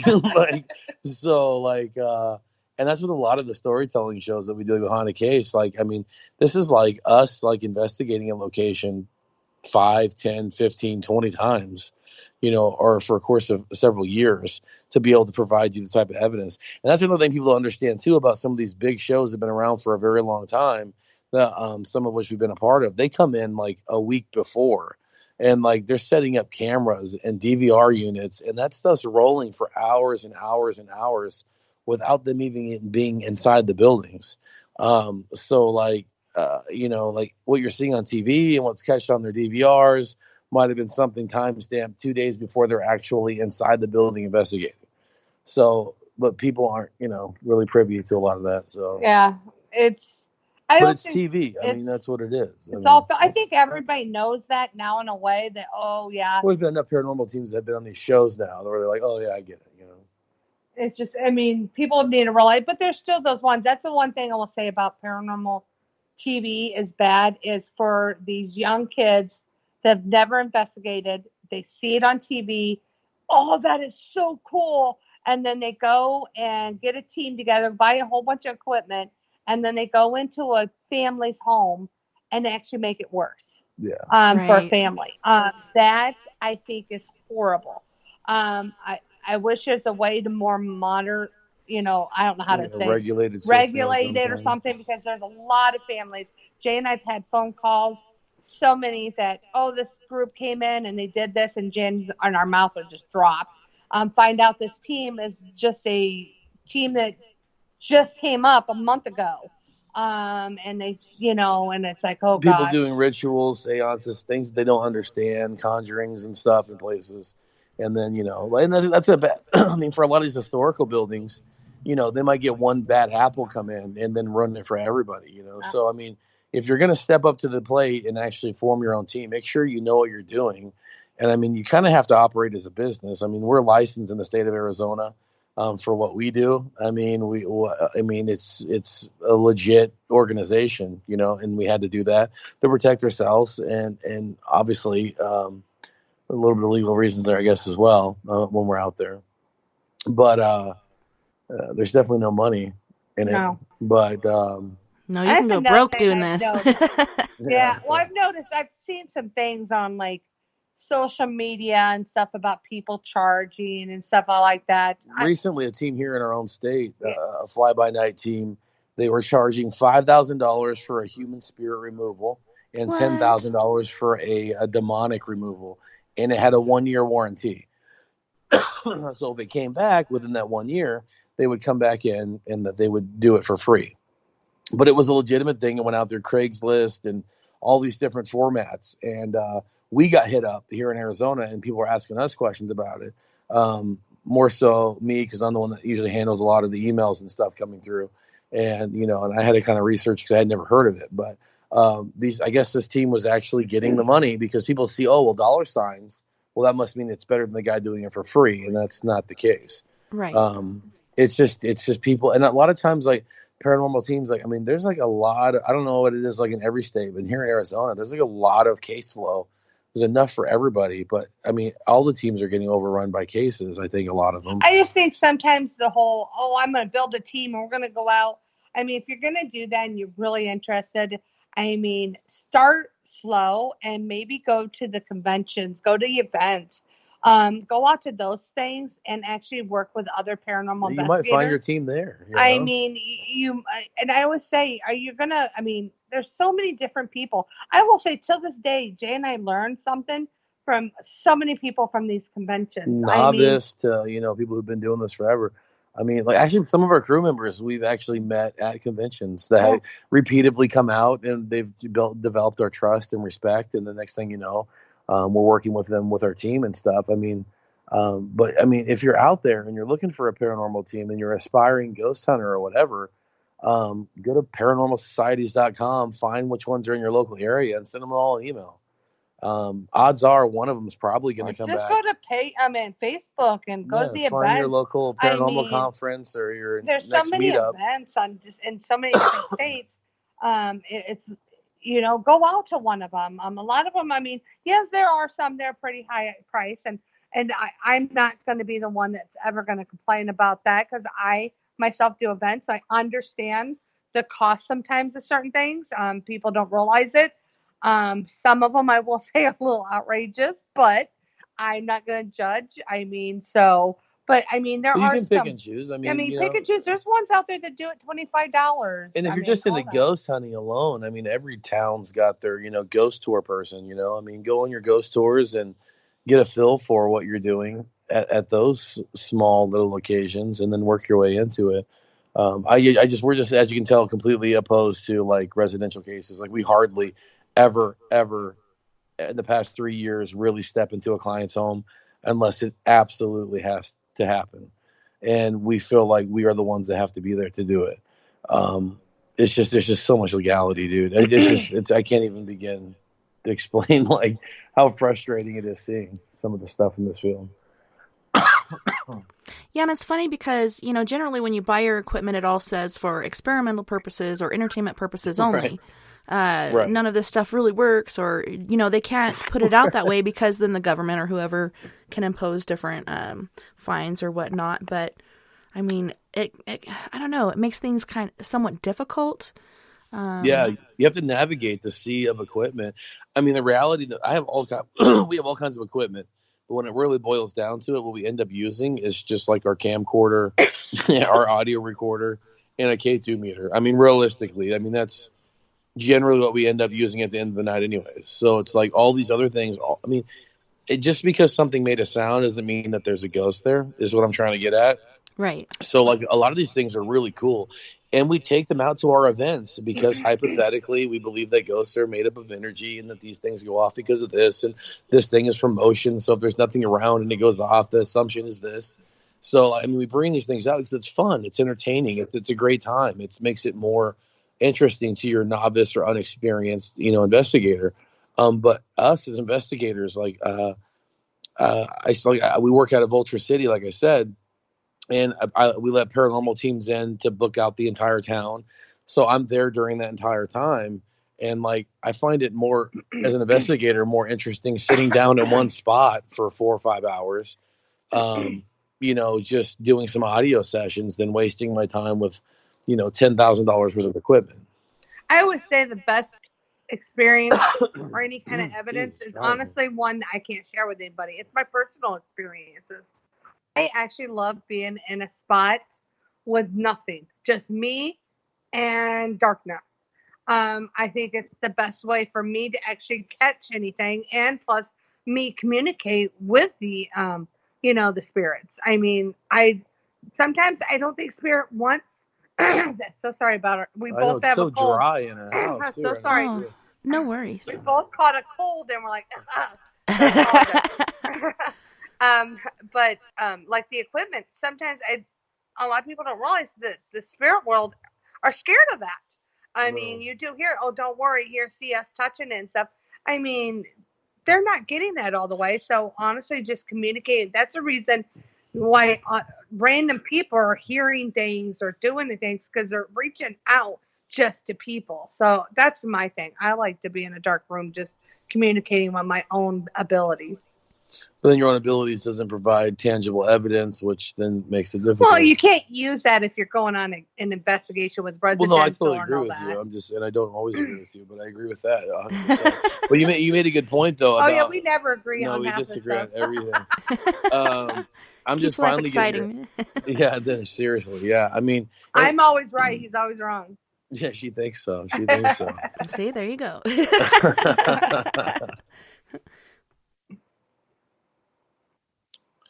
Really? No, we were she was talking something about like sometimes the spirits don't even know what this stuff is that we bring in. And Marie and I, we handle a lot of places. We call them virgin locations because they've never been touched, but that is what we've always called them. And like we handle a lot of cases where people have never been to this location or whatever. So these spirits aren't accustomed to using these devices to communicate. So there's like an educational process that has to take place for a very long time. In some of these places that aren't heavily investigated, to kind of show spirit what they do, and to develop a rapport with spirit to let them know that these things aren't going to hurt them. Because I think a lot of times these things are super intimidating. I mean, they got this, the music box thing now. It's like they got like all the, the Boo Buddies. They got the freaking, these REM motion pods and all these other things that are going off. I mean, you imagine. I want to say the Doom Box.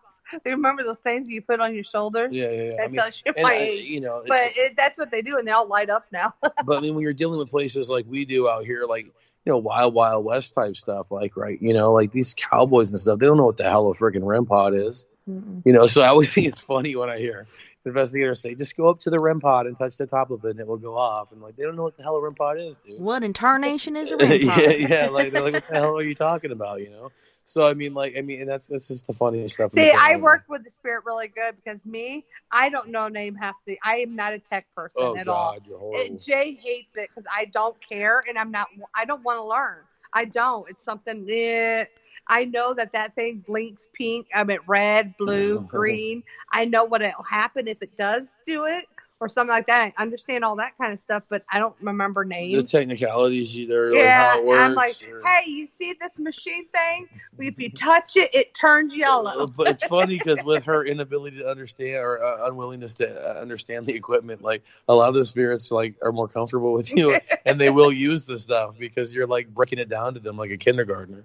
I like, break it down to myself. I don't need to know the names of all those things. So I know that you guys, did you guys grow up in different places? Jay, did you grow up in Arizona? I know you said you moved around a lot. How long have you guys been in Arizona and investigating there? I've been in Arizona my entire life. I started investigating and didn't know what the hell I was doing back then. But in the late 1990s, I almost caught my first trespassing charge in 1999, the day before Thanksgiving. I learned my lesson very quickly. So for all those out there that are investigating locations without permission, you can go to jail for that. I did find that out in the late 1990s. It's not a joke, and they take that stuff very seriously. So please don't do that. But so in the late 1990s, I was kind of out there. I thought I knew what I was doing. I had no idea. I mean, disposable cameras, anything that popped up with a light, I thought it was a ghost. Dust was a ghost. I mean, anything. It could have been a ghost. If it was just dark in one side of the frame of the picture, I would have probably thought it was a ghost because I didn't know really how to investigate. You just learn as you go, I guess. And then Marie, you moved here in 2002. I grew up as a child in Indiana. That's where I was born, right around South Bend, Indiana area. And then I actually went to school in Goshen. So, and then moved up to Michigan, was married to I don't like calling him ex, I just call him something else, but the past person. But I moved up to Michigan. I was there for quite a few years. And then after my divorce, I moved down here to Arizona where my parents were. And that was like the early 2000s. It was like 2000, 2002. He knows exactly because we met. My cousin was his best friend, so that's how we met. So, but but then I moved here to Arizona. I always been. The weird thing is Jay and I's past have been happening for many years. Yeah, a lot. Just because I've always been coming to Arizona. It was like a place. I had family here, so my mom would take us here all the time for vacations. And throughout that time, Jay and I have crossed paths, I don't know how many times, but never really said anything to each other. So No, I can't get her to shut up. that's the other way around. So I know, Jay, early on in your life, you had a lot of experiences with ghost kids, and a big misconception by a lot of people is that ghost children are demons. You know, it's a demon trying to gain your trust, so on and so forth. Do you feel like any of these ghost children were demons, or do you think they were just spirits roaming about? For years, I was kind of raised to believe that ghosts were demonic, that, you know, when you die, you either go to heaven or you go to hell, that there was no, like, middle place. So for me, when I was younger, I think I believed that they were more demonic, if anything. But I think the majority of them were human, spirit. But I always had a good sense, even not even knowing how to use my senses, when things were a little bit more malignant. And I did encounter that as well. And those tended to be, they would show their true face of what they really were. So they would appear to be child maybe at first, and then there would be some abnormality about their presence, which would immediately identify them as not something of human origin, that would appear to me. I kind of grew up at a kind of a crappy childhood somewhat, with some bad people that kind of came in and out of my life. I had some pretty crappy experiences as a kid, just in life in general, which I think kind of opened up some windows maybe in my life, maybe some generational curses that might have been passed down to me. And I think that more than anything, with my near-death experience that occurred on August 13th of 1999, I think that my ability to come back, to tell other people that there is something out there besides this, didn't sit well, you know, in the pits of hell, if you will. So with that being said, I think a lot of dark things knew that was going to happen in my life, and tried to attach to me very earlier on. And after the death experience, it was much more darker and much more sinister and dangerous in my life. Marie, recently we have talked about this, about the darkness that follows me, and we've gotten into some very serious conversations about it due to some different things that have occurred in our home, as far as, I use haunting loosely, with some of the things that we've gone through. But she's, you know, identified one of these things that seems to want to take me out any way possible.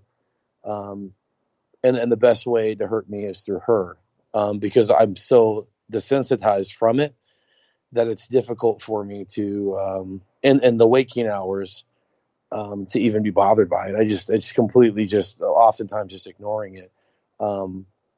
I suffer from lack of sleep oftentimes because of the things that even visit me today. When I'm at a more restful, you know, sleep, these things will tend to come and bother me than they would any other time. But generally, these things these days work through people that I care about around me.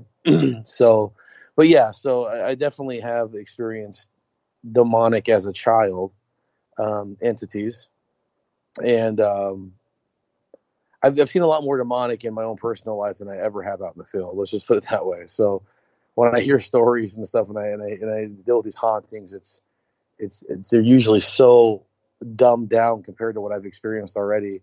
I usually feel a lot more comfort entering it and helping out the people that we have. We have to figure all the hundreds of cases we've taken. 2, maybe 3 of those we would consider a demonic case. So I think it's very rare that I will only deem one demonic. Well, that's where we're different. Um, but yeah, they've been around me for a while, and I don't think that they're going to go anywhere anytime soon. Um, and generally, like, if you're onto a dark case, things will start happening here. And it doesn't, I'm not saying demonic, but like a more malignant, angry, negative type spirit. Things will happen at our own home prior to Don't get me us even wrong, a entering demon home. does follow you around. Like Jay says, like at night, Jay has. I'm a deep sleeper, so nothing wakes me up really. So nothing really even affects me at nighttime. The only thing that will wake me up is if one of my kids. It's so weird. Jay will even say if one of them cries or hollered or anything like that when they were younger is the only thing that would wake me up. I could sleep through a train track going through our house. And it used to bother Jay because he gets woken up for everything. But during the day, that's when I get bothered the most. Jay can ignore it throughout the day so well, but during the day is when I get messed with the most. Yeah, and it's funny, a lot of people think, these things only happen at night and the best time to investigate is at night, but I've had so many amazing cases during the day where, a spirit Absolutely. is there communicating, and you don't have to just go out at night. Yeah, sometimes it's quieter in certain areas at night, so you get, better sound quality or whatnot, but generally, Absolutely. it's like, people like us, they're there during the day as well as night. Yes, absolutely. And I don't know how many times I have to tell people that. But yeah, I mean, and we've had some great experiences during the daytime hours. So, and we've seen apparitions by day. I see more apparitions probably by day now than I do at night. The stuff I see at night is usually a little bit darker because it's dark out. It's because you have Right. something that's always. Well, he has a demon on his back constantly, so Yeah. it's true. And like you were saying, when you do try to investigate these certain cases, it'll come into your home. Do you feel like it's trying to keep you from investigating this case and trying to scare you away from doing that? Yeah, absolutely. We took on a case years ago, and we hadn't even gotten home yet. And Marie had something with a pen draw these upside down crosses all over her leg when we were in this client's house. And they were describing a demonic haunting while we were doing our initial consultation with them, sitting down in their home. We were literally seeing like dark shadows moving from room to room in broad daylight. Like, it wasn't like a joke. We were like, oh my God, like, this is crazy. And when we had left, we noticed that Marie had upside down crosses drawn like on her leg, and on the back of her shorts, she had white shorts on, and it was like something sat there for like 3 hours, drawing these little circles across the back of And her. I didn't feel any of it. It's just so crazy, and we're like, that's really weird, but that's nothing, And then we come home, and immediately, like, our lights start going on and off in our house. We start asking questions in correspondence with the lights coming on and off, developed a conversation out of this, realized that maybe we're like had brought something home, to the point to where the first time we went to the home, we brought our Reverend, who has since passed away, Reverend Paul Lovegrove, a very colorful, interesting guy, very passionate about this field. He actually investigated with us, and he would do the cleansings. And this home definitely needed that. And he instructed the family, because the children were using a Ouija board to continually contact these things in the home. And he instructed them to leave it outside the house. And he gave proper instructions of disposal of, the Ouija board, how to do it and everything else. Well, and when I went to, and that was associated with the haunting as well that they were experiencing. So we kind of knew it was connected. Knives were coming up missing and being hidden in multiple places in our house. The blood spot, it was completely gone. It was one of the few tensions, so it scared the crap out of me. And I walked out of the room, and I started hearing what sounded like bowling balls hitting our roof. And up to that point, I had seen levitation. And she screams out real loud, and I'm like, what the fuck? And I said, Jesus! And she's really going to die somewhere. Then I felt responsible, so I was like, pretty much telling everyone that I love them and stuff before or another, from even taking on this case, getting back that much harder to win, and they knew it if we harder, because we were going to. Do you have as well within your life? Yeah, I struggle with that pretty regularly. that same issue? Kind of handle of it, you know, it just kind of slaps you right in the face with something new that you're like, oh, wow, that's great. You know, Right? so, but there's certain things I think that trigger it too. And I try not to feed too much fear into, you know, what I experience, because I know that's what it wants. It wants to drop. It just seems to always resurface right when you think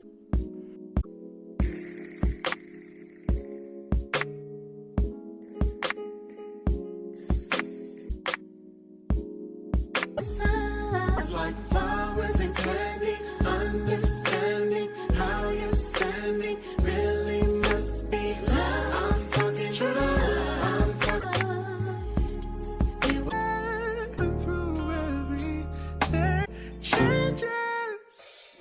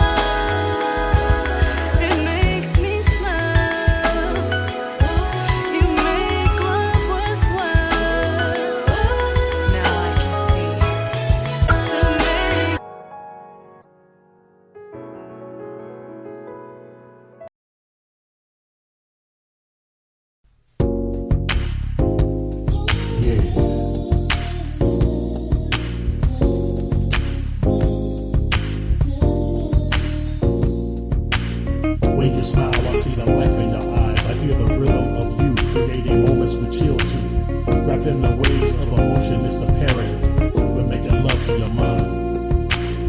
It's not the feel of your thighs on my back when I'm deep in consummation with you in the room. It's not the scent of your breath in my face when we touch and share the rhythm of a loving embrace. Yeah. It's your smile that lets me know I'm on point, that I have rewritten the word in this joint, and it's you. Pretty brown eyes and confidence, you're my ministry, and girl, I'm feeling it. Come on, so smile for me and don't let my hand go, girl. I just want you to know when I'm holding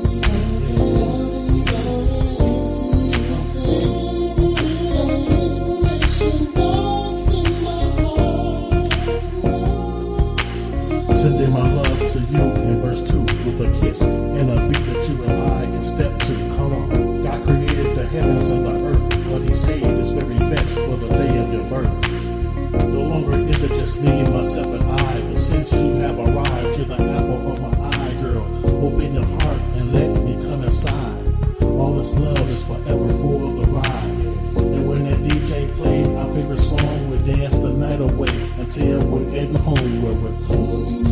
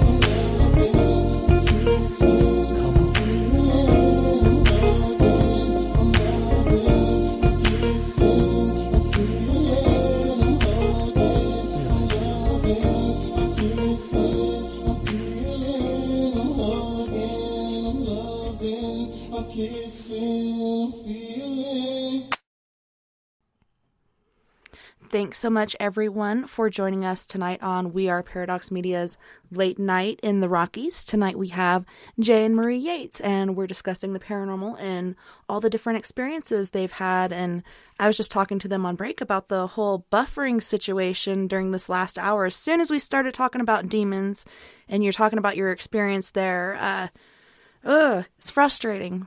But you guys were saying you have this happen quite often.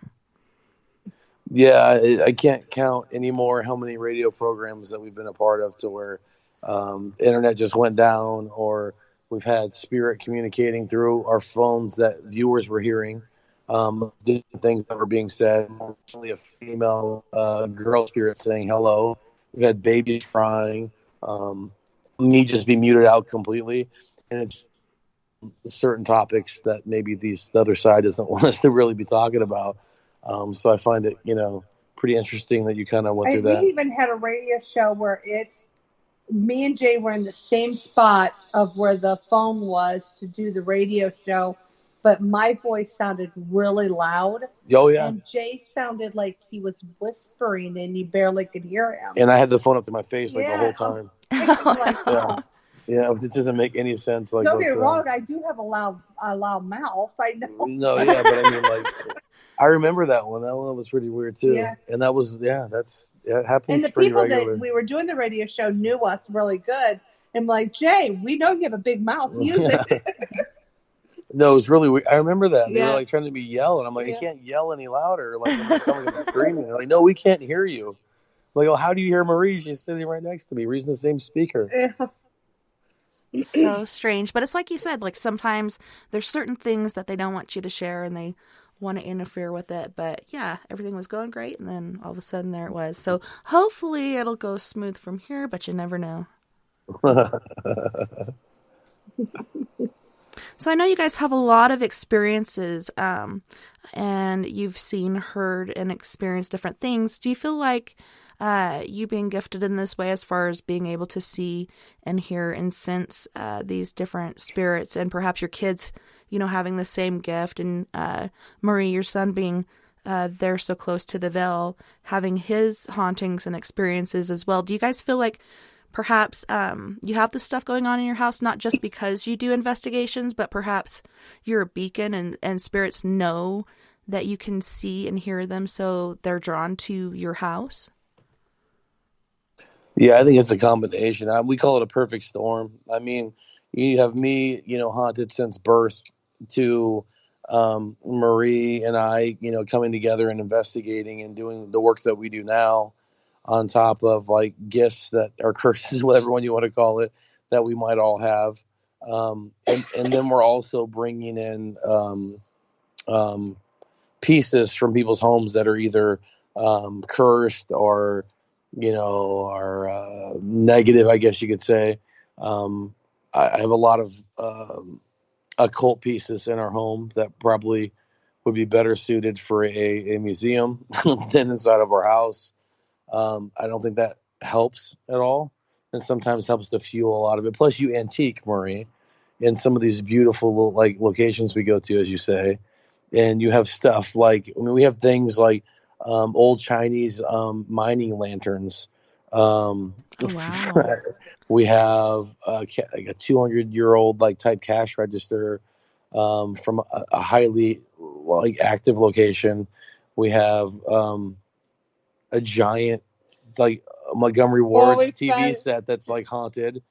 Well, I found this piece that I was in, and I love antiques, and that's how I decorate my house. I just decorate old antique stuff. That's what I love collecting. And we're at a place that I've seen this.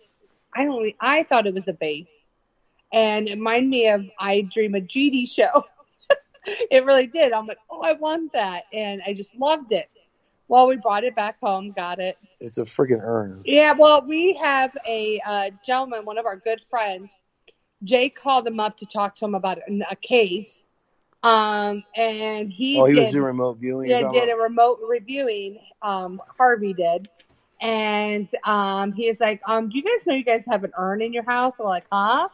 And he explained the thing. Yeah, he explained it to a T. And we found out this thing was an urn, and we're like, "Oh, okay." No, we have some crazy stuff. I mean, and everywhere we go, we take back a piece of that place, because we antique and we seek out obscure things, and people give us stuff now. It's really crazy. The last thing we brought into the house was a coffee table that was converted into a Ouija board. I didn't bring that. It was a custom-made Ouija board, and the previous owner cut his wrist open and bled on the board to conjure a demon through it. And the new owner didn't want the board in his new house, so we just went and picked it up. I didn't want to pick it up. You didn't want to pick it up, but it was just this interesting piece. It had an interesting story behind it. I don't know that I believe the story. Maybe 100%. It's funny what Jay brings into our house. Even our team members, when they come to our house, hate going up to his area. They hate it. We have a loft, and it's filled with things from California to Salem. I mean, it's just it's cool pieces, and I collect horror stuff too, from horror movies, and it just looks a lot more creepy than it probably really is. Well, one thing good about it is when we get to go to some of these conventions, we actually get to meet these actors that Jay loves in these horror movies. See, funny thing is, I hate horror movies. I hate them. I you know what? When I was a teenager, I loved them. And then when I had kids, it was so weird. I don't like them anymore. I can't watch horror movies anymore. But with us going out to these conventions, we sit next to a lot of these people that play in these movies that Jay likes, and we get to meet them. And oh my goodness, they're amazing people. The ones that play Jason and Leatherface, and you start giving shit. I mean, Freddy Krueger. I mean, we get to meet all these people now, and we're like, oh, cool. And then they're signing all of this stuff, and they're handing me things or something like that. Now we have this whole thing full of all that. It's cool stuff. I mean, it's just old posters of her and I, and newspaper clippings of stuff that we've done, and it's just like a weird room in general. But when we put the coffee table up there, for weeks and weeks, we heard it moving. And then we have a 2-story house. It's up in the loft space, and it's tiled up there with ceramic tile, and you could hear the wood like moving like across the loft, and you'd hear it like quite regularly, but it didn't start moving until I put there was some pagan friends of mine that made the planchette, a homemade planchette, and they put some kind of like, I don't know, some kind of casting spell on. I don't know what they did, and it fit that board really good. And I told you not to put it and on. I did that whole little tool on top of it. Yeah, I said it was stupid. Is all I said, And then, after that, it started moving around a little bit. Yeah, I go upstairs to clean, and all of a sudden it'll be like pushed against the wall, and I'm like, wait a sec. That's not where we put it. And I'm always yelling at the kids. It's moved all the time. And I'm blaming my kids. And to be honest with you, our kids hate going in there. Right. I mean, it was the game room. This is the funny thing. They're 18 and 23, so they love video games. Oh my God, they love video games. But then once the museum moved into when the game Jay room, took it over with his museum stuff, the kids are like, take the video games now and put them in their own rooms, and they won't go in there anymore. So it started turning. Yeah, because they had like a couch. They had like all this. Yeah, stuff. they wouldn't sit in there anymore because of your stuff. They ever. just don't like it. They won't even walk past it. They won't even go in there. So I always blamed them for moving the table, and they're like, both of them look at me. I ain't touching that table. But we have stuff like all over our house. It's not like it's just like in one spot. I mean, we have like It's antiques. No, but I put stuff everywhere in the house. And you're not supposed to do that. I try to grab the antique. Yeah. Yeah, he's ornery. I don't know. I like to keep my stuff in here in my studio, and I actually had a stone from my granny's house in Pettigrew, Arkansas, and it has little, basically little compartments in it that are naturally carved out by water or whatever, and I had in here all kinds of crazy stuff was happening. Like people were hearing music on my end when I wasn't playing music, and different random things like that. So a friend of mine, Moon, he told me how to take it out, and some old witching thing put a penny and a dime under the soil, and put the rock on top of it. And that's where it's been. Then I went out there the other day, and it's moved over to the side of the house. So that's kind of strange. But I do like to keep stuff in here, and I know that these different things have different energies or perhaps attachments. So I feel like it's safer in here than, like you said, throughout the house or where the kids might pick it up. Yeah. Or I tried to do that. Jay ends up moving the stuff. I don't know what his issue about that. He moves it. No, we've gotten so much of it now. It's just that it's like little stuff. Oh, you keep it up in your loft. Yeah, but you got ashes from the axe murder house, like in your freaking office. whoa! But you really, yeah. Well, we went to The Lisa Bourdain's. Yeah, you got the damn fireplace ashes in your freaking. I do, but that was something that you bought. I mean, it probably is dirt from the ground. No, it's not. I mean, you don't know. I mean, it's a little thing. We went there and they sold ashes from the, But I'm just saying, you got weird stuff in there. I collect little things that we go to, like shot glasses. But where we get stuff from, it's generally like in charged locations that are active anyways. So it's like you're bringing, it doesn't matter whether it's a T-shirt from a place, you know what I'm saying? It could have some type of energy. I mean, you got like keys from Zach's museum in your freaking office. So I'm just saying. I know. I bought those. I wasn't giving them, saying because they were haunted from somebody else's house. I'm just saying, you got weird shit everywhere. We got some weird stuff around this house, and you got a freaking urn sitting in that second living room over here. Like, yeah, but he told us not to move it. So I ain't touching it. So when we had everyone over to our house for the Paracon, and I was taking it off the shelf and like showing people it. Yeah, you weren't supposed to move it. They didn't like being touched, so I don't even dust under it anymore. Did anything happen because you moved it, or did you notice anything out of the ordinary? Nothing. I mean, I wouldn't have traced it back to that. Honestly, I wouldn't have. There's just so much stuff that happens anyways. Sometimes I just follow by what some people say, especially ones I have respect for. I just sort of like, when I hear it, if I can't avoid it, I just avoid it. Don't do this. We have a whole bunch of stuff from a place out in Nevada, an old ghost town that's just like down in ruins. And we were at a Paracon nearby, and you found like a couple little pieces or something, like glass bottles and stuff, and it's on a shelf in their room. And one day, a giant crystal like was sitting right there with all of it, and that was a crystal you was bought. I my bought for you in a completely different town, like years before. We didn't even know where it was at. It was in my jacket. It was a weird thing. I have no idea. All of a sudden, it's on the shelf with this stuff. It's like, is someone trying to tell us something, or what? Normally, I will honestly say, Jay and I are the type, and most of our people know, like, we don't really use, I guess what you call paranormal protection, like crystals and, sage and all that kind of stuff. I'm allergic to sage, so. But and the funny thing is I have immune disease. And the last quite a few years, I've been really gotten. The funny thing is, I have immune disease. That's well, funny. It's not the funny thing, but a lot of people look at it like, oh, well, shouldn't you use protection then? But that's what our friends do. So when I'm leaving from conventions, my purse is usually full to the top with like crystals and herbs and all the different stuff. Because they're like, oh, you got, and they'll sneak it in my purse and think, and I'll come home and I have all this stuff. And I totally, I think a lot of this, what they work for people, I do think people, it works. I'm not.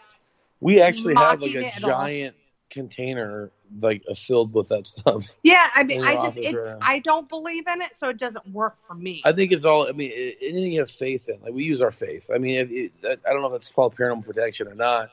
But like the reality is the way I look at this field is if you play with fire, you're going to get burned. Right. And for me to sit here and assume that that's not going to happen, I think it's unrealistic just based upon my past.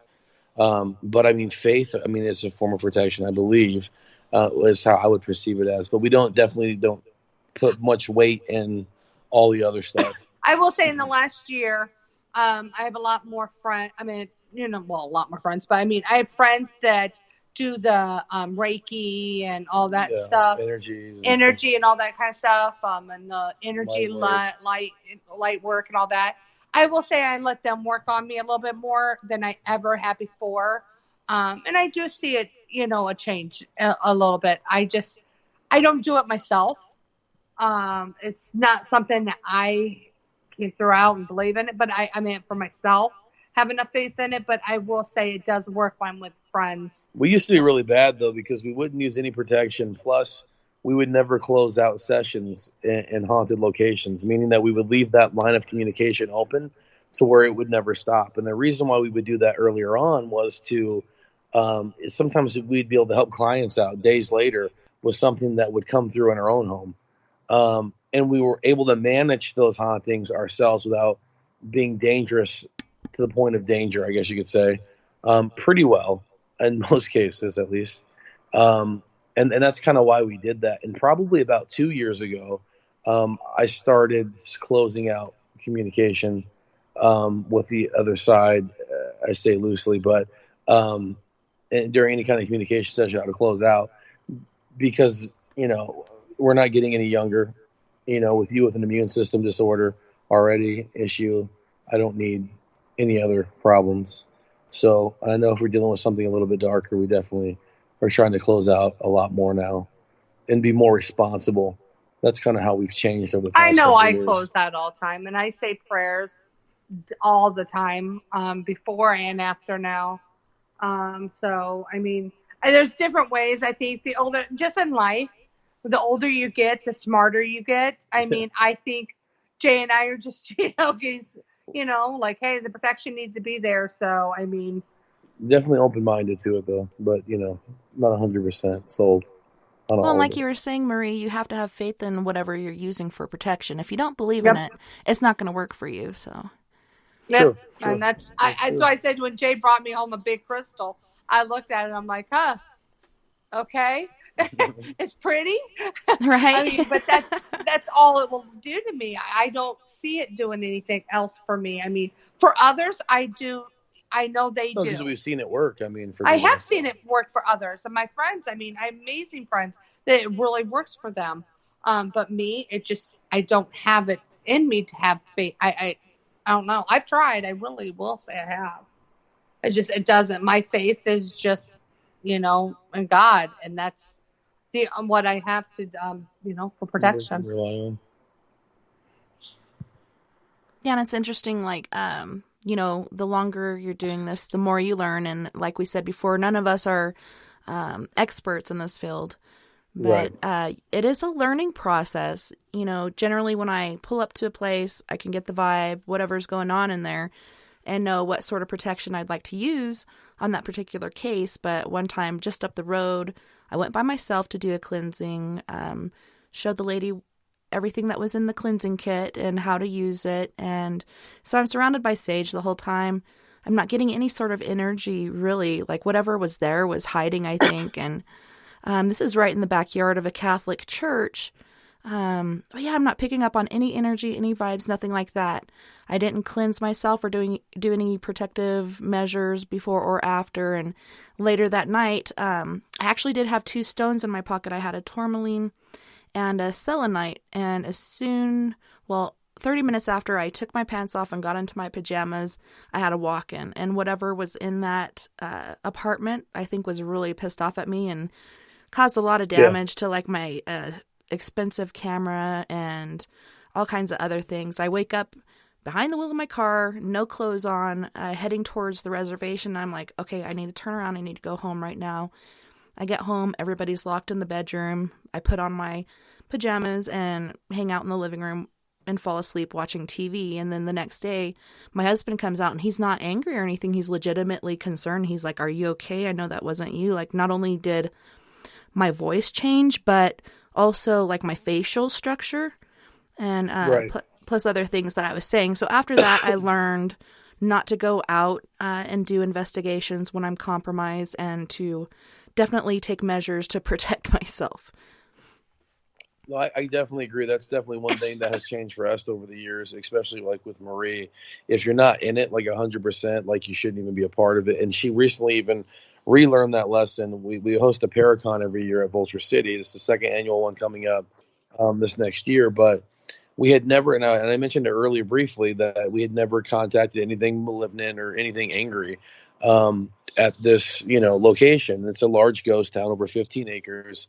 And during the meet and greet, the owner had said, there's more people in Vulture City than there has been in over 100 years. And it resonated in my mind when he said that. At any given time, there's more people here today, right now, at this moment, than there has been any given time over 100 years. And I just kept playing it in my head over and over and over again, like, and I don't know why. But the next day, it was time for the ghost hunt portion of the event. And Marie just wasn't feeling it. And it was like, wow, like, we got like 100 people here on this ghost hunt spread across 15 acres. And now you're going to tell me you can't investigate tonight? Like, we need the help, And she's like, I can't do it. And I said, okay. And she sat outside of the location, kind of just in a neutral-ish area. And one of the volunteers came running up to me saying she visually saw something punch Marie in the stomach. And I needed to come out there quickly. And I was investigating with Sherry Debenente or whatever from Ghost Hunters at the time. So I ran out and I see Marie doubled over, air completely out of her lungs. Like, she had got sucker punched in the gut. And I'm like, oh my God. And probably moments later, facial features changed completely. She lunged at me and she tells me, oh, I was just lost my footing. And she just kind of like laughed and giggled, and not her voice. Mm-hmm. And I'm like, oh, I've seen this before, and I'm sitting here like, something's wrong. Like, this is not feeling right. And probably within 30 seconds of there, she started walking back up to the building to sit on the porch.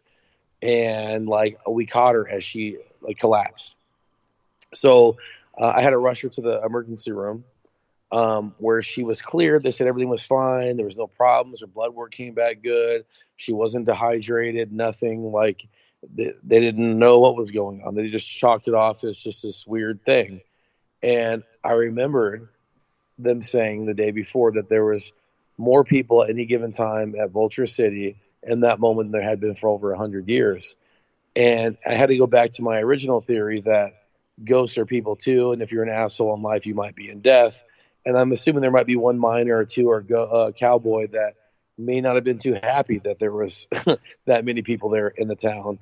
And probably that much so knowing that Marie was one of the major promoters behind that event and went after her. That's my, the only way I can chop it up in my mind as to why this would have happened, given some of the other clues that we got from our investigation that evening, before and after.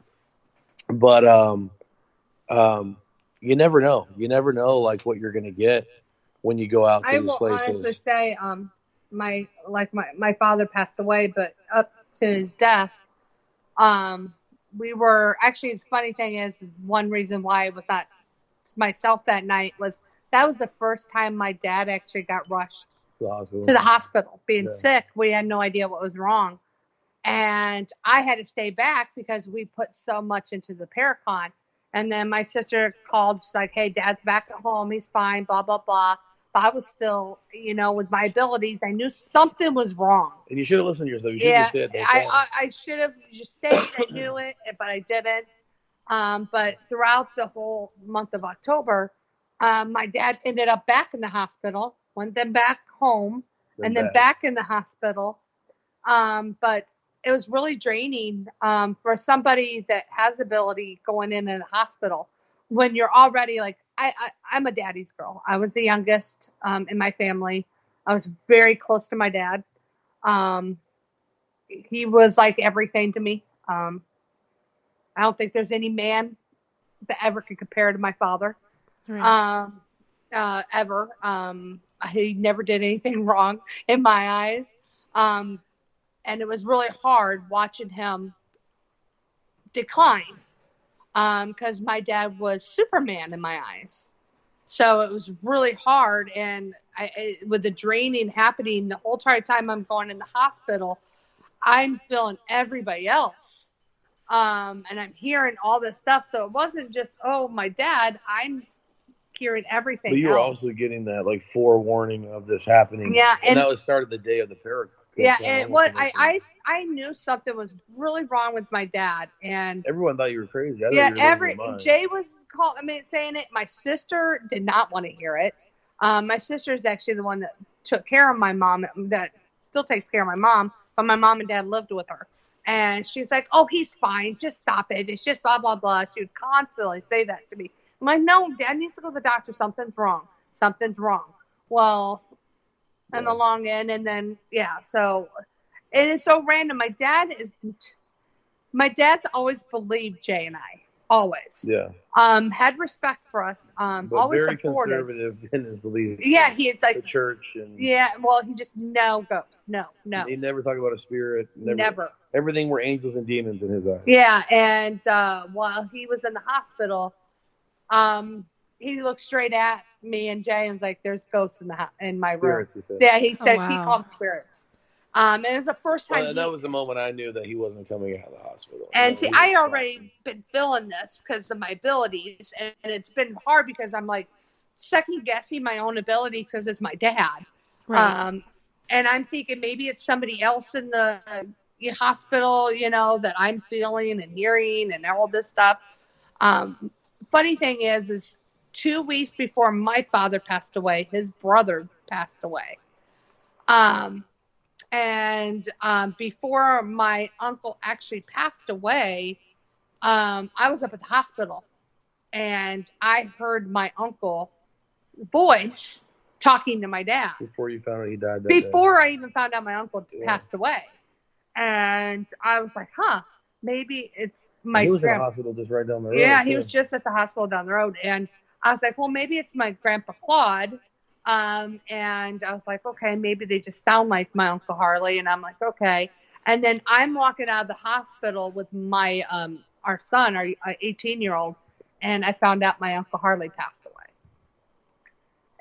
And so, it's so many different things that it's so weird. Trust your intuition, man, and definitely always go into every situation. If you're not 100%, you got to make sure. I will say there's a lot of events that we were supposed to have investigations and stuff, and since September, I really haven't been really many parts of anything.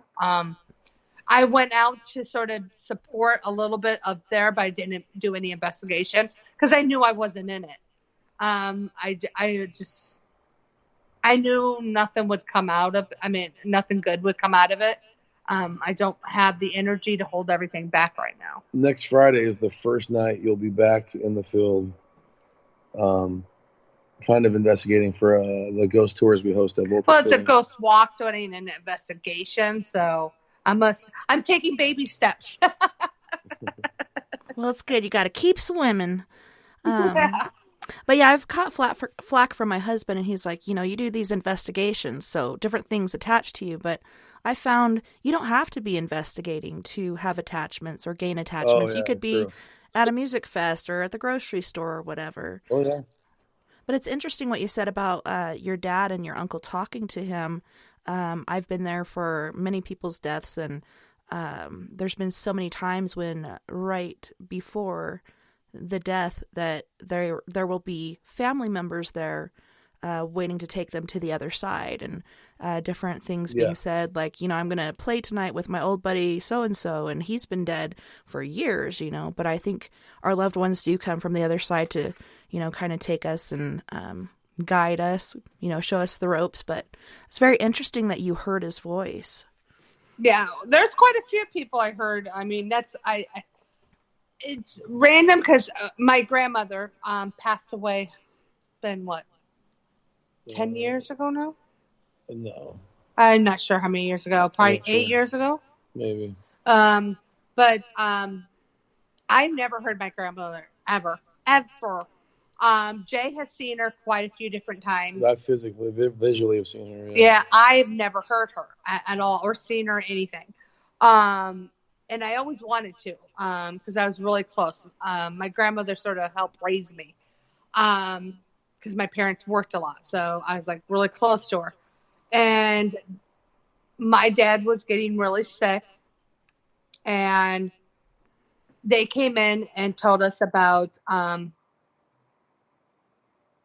letting my dad go. And me, I'm like, nope. Every opportunity to keep him alive. If it's a machine, everything, keep him alive. It's my dad. And that's all was in my brain. And so it was like me and my sister talking with my mom. And I don't know, I was saying my grandmother came to me. I felt her hand touch my shoulder. And it was her voice, but it was my grandmother's voice back like 20 years ago. Much younger, and like, no, it was just nothing like the voice it was when she passed, when she was sick. It was when she was so much healthier. Said, you need to let Martin go. It's time. And because at some point, the living is only here for the living, But that was it. I mean, she didn't say anything else. I felt her shoulder. I felt peace. And then she said, and my grandmother called him Martin. You need to let Martin go. And at that time, I talked to my mom, and I told my mom what I heard. And she's like, then we're signing the papers. And that's when we did, and we signed. And he didn't. It lasted a couple hours. Right? Yeah. And that was it. No, it's interesting that she talks about like having these sightings. A funny kind of story that scared me to death at the time was many years ago. It was probably 7 or 8 years ago, after the passing of her grandmother. Marie and I were in a pretty heated argument one evening, and I was like, well, I'm sleeping in the living room. And she's like, well, you were going to anyways. And she went into the bedroom and she fell asleep. Well, it was probably, I don't know, like 2 o'clock in the morning. I'm finally like, I need to go into the bedroom. So I turn everything off, and I walk into the bedroom, and I lay down on the bed, and I'm hoping not to wake Marie up. And if she's still mad, she's probably going to yell at me and tell me to get out. But I'm like, I need to go in there, like, apologize to her or whatever. It was some stupid, I don't know what it was now. But I looked up to a glow at the door, and it was a soft, like a bluish light that was illuminating in front of the doorway in the bedroom. And it started to partially illuminate the room. And it started to manifest into a figure. And this figure was her grandmother wearing this beautiful gown that was like moving on its own. Just like she was just hovering there right in front of the door. It was her grandmother, much younger looking, but it was very clearly her grandmother. And I'm thinking, oh my God, I'm asleep. Am I hallucinating? What am I seeing? And I'm looking at the clock. I'm looking at this. The time's running by. It's still there. And I'm like, I must have really pissed off Marie to make her grandmother come back from the dead to be Right. standing in front of this doorway. So to make it even worse was she reaches out her arm and went to touch Marie's leg. And when she touched her leg, Marie responded by partially waking up and putting her hand, like if you feel something when you're sleeping, you put your hand like by it and, try to like move it, or you think it's a bug or whatever, and Marie reacts to it. And I'm not kidding you. Like, and it wasn't even scary, but it was almost like, it was such a weird and very visual experience. I ended up like leaving the room pretty quickly and like, okay, that Marie needs to have time with her grandmother. I pissed grandmother off. I really screwed up this time, So I ended up sleeping on the couch, and the next morning having to explain like what had happened. But yeah, sometimes the dead come back. Something my grandma would to do. teach you a lesson to not be arguing with their granddaughter. I don't know. But yeah, that was a pretty crazy experience. That was years ago. I will honestly say I hear a lot of voices, and all, it's random, all of this, but it's never really my loved ones, honestly. And through watching my father's passing and stuff, I got to hear a lot of family of loved ones. I heard my Uncle Harley that passed, and then I heard his younger brother that passed many years ago. He's still there? Oh, Jay's messing with the phone. I thought he hung up. Oh. I'm looking at you. I'm like, what'd you do, Jay? Say something that he would do. But I heard his my other uncle that passed. Oh my goodness, I was like 7 years old when he passed. My Uncle Bob, I heard him. I heard my Grandma Vi. And to be honest with you, she passed when I was like 2 years old. So I heard her voice, heard her talking and stuff. That's gotta be like really, like for you, like almost like comforting to know, right, that your family was there with your dad and helped give him safe at passage. the time, I was so sad just because I knew what was coming that I couldn't take to heart. Oh, I got to hear and comfort that my grandmother and my uncles were all there. And several weeks to be absorbed. Yeah, it took me several weeks after my father's death, but it just I mean, at the time I just wanted to leave. You're not taking my dad. In my head, that's all I kept thinking. It's like, nope, he's not going nowhere. Right. That at the time I'm like, go away. But a lot of I know there's some of people that we work with that actually hear angels talk or on stuff like that. They say they actually hear angels, not just like people that passed away, but like angels. And I've never heard an angel. I mean, I've heard, spirits that passed, people and all that kind of stuff, but never an angel. When my dad was passing and when he is staying, it was an angel that I heard. But I couldn't really repeat what it said either. So it wasn't a loved one. It was like an angel. And your dad, it was funny because he was talking about, he said there were spirits here, but there was something else, he said. And he says that not everyone can see him, and he blends in with his surroundings, but he's always been here. Remember him talking about that? I wonder if that wasn't. It's pretty. This is the first time me hearing a lot of this stuff too, so it's pretty interesting. It's been hard for me to talk about Marie's therapy session right here on the radio program. I don't really talk much about it. It's been really hard. It's only been a couple weeks now, so this is news to me. Some of it. Yeah, my dad just passed on December 1st is when he passed. My birthday was December 3rd, so he passed 2 days before my birthday. So it's been a very hard holiday. I've always been the one that brings the Christmas spirit in our family, and I didn't feel any of it this year. I didn't want the tree or any decorations. I know my family did it. And then I couldn't wait till they put the tree down this year.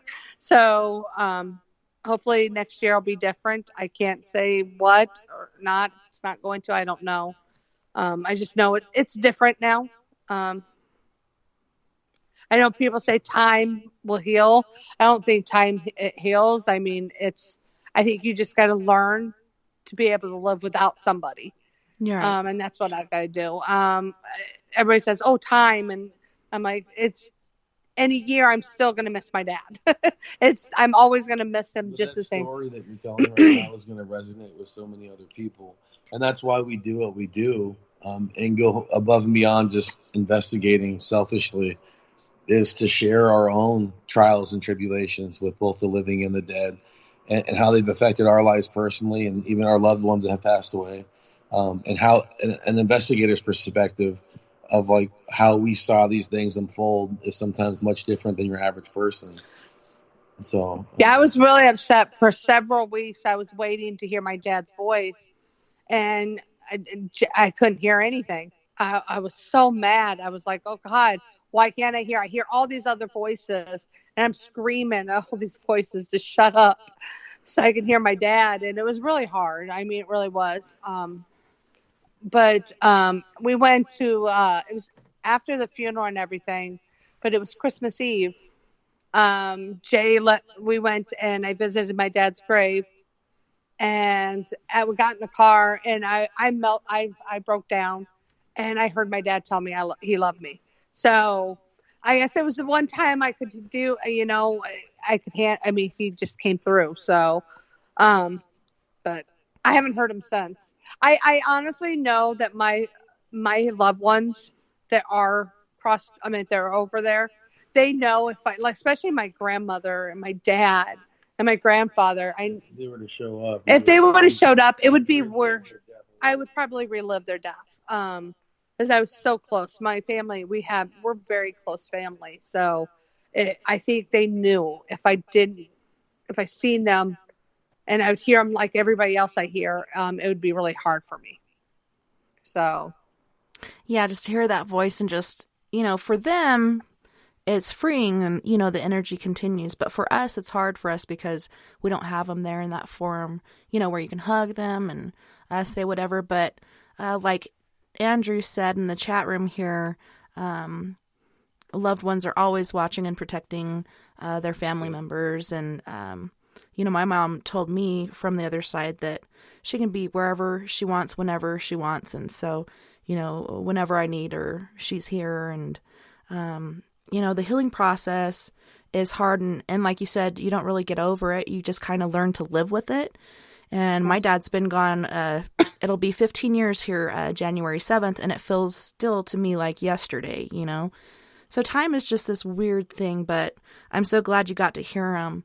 And it's strange. You would think you could, all the thought and pain and everything that you're putting out there for that person on the other side, that they'd come to you more often or in your dreams or whatever you feel like you need. But like, I've only seen my mom twice since she passed away, and she passed in 1984.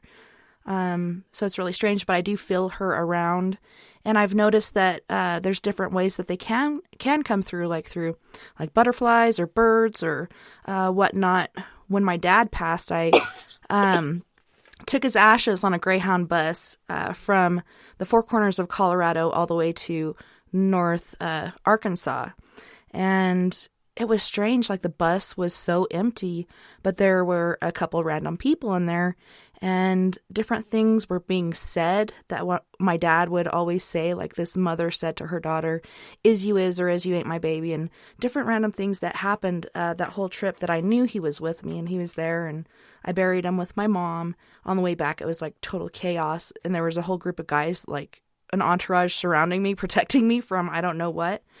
But it's amazing how they can come through and you hear their voice or different things from different people that is a message from them. And it's pretty cool.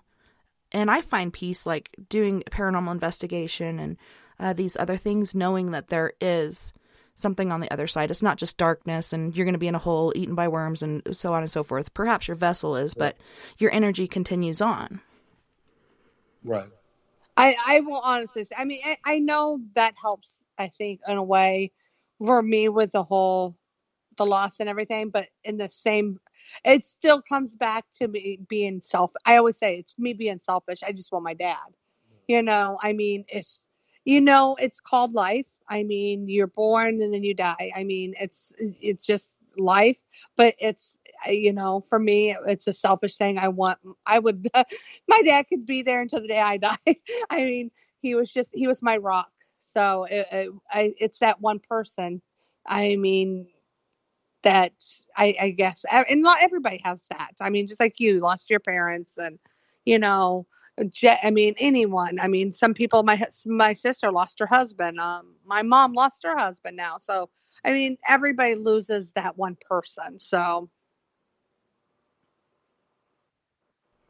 But it's part of life. Death is a part of life, and I don't know. We're trying to find answers, and that's why I love doing paranormal investigation. And I really admire you guys for what you do for other people, trying to help them through these different processes as well. Have you found on your investigations, a lot of times it is a family member that's hanging out and trying to get a message across? Yeah, I mean, a lot of times I would say that it more, I mean, we have a list. I wouldn't say I couldn't give a straight percentage, but I would say that we do have quite a few that have come through to where it was family members that were just kind of just letting them know that they were okay, and to help give closure. We had that with our case coordinator, who was a previous client, had a very sudden loss of her sister. And we were able to pick up on that on an investigation, and it really helped with somewhat of closure with like the family, and just feeling even just a small percentage better. It was something. It was enough to get them through, So I will say most of our cases, it is a loved one or somebody they know. A friend, something like that is there. I will say a lot of that is. I mean, and don't get me wrong, a lot of people don't realize it's more than one spirit usually in all the homes, anyways. Yeah. I mean, if they know somebody has a vessel and they're a beacon where they can go get contact, you're usually going to get a couple more people in there. If you just have a paranormal investigator show up at your house every weekend. Yeah. Then you definitely might have some others trying to make some contact as well, which you've had that before too, where you've literally gone there for trying to get answers, and it's kind of spawned out. Or maybe we're on a case and maybe a loved one comes through during our investigation when we're calling upon the spirits. You never know what's going to come through. Recently, I was running a ghost hunt through Vulture City, which was a place that one of our crew members, I mentioned earlier, Paul Lovegrove, always wanted us to be a part of this location. It was just, it was impossible at the time. And it opened up after he passed away, and he came through on one of our boxes and identified himself as Paul.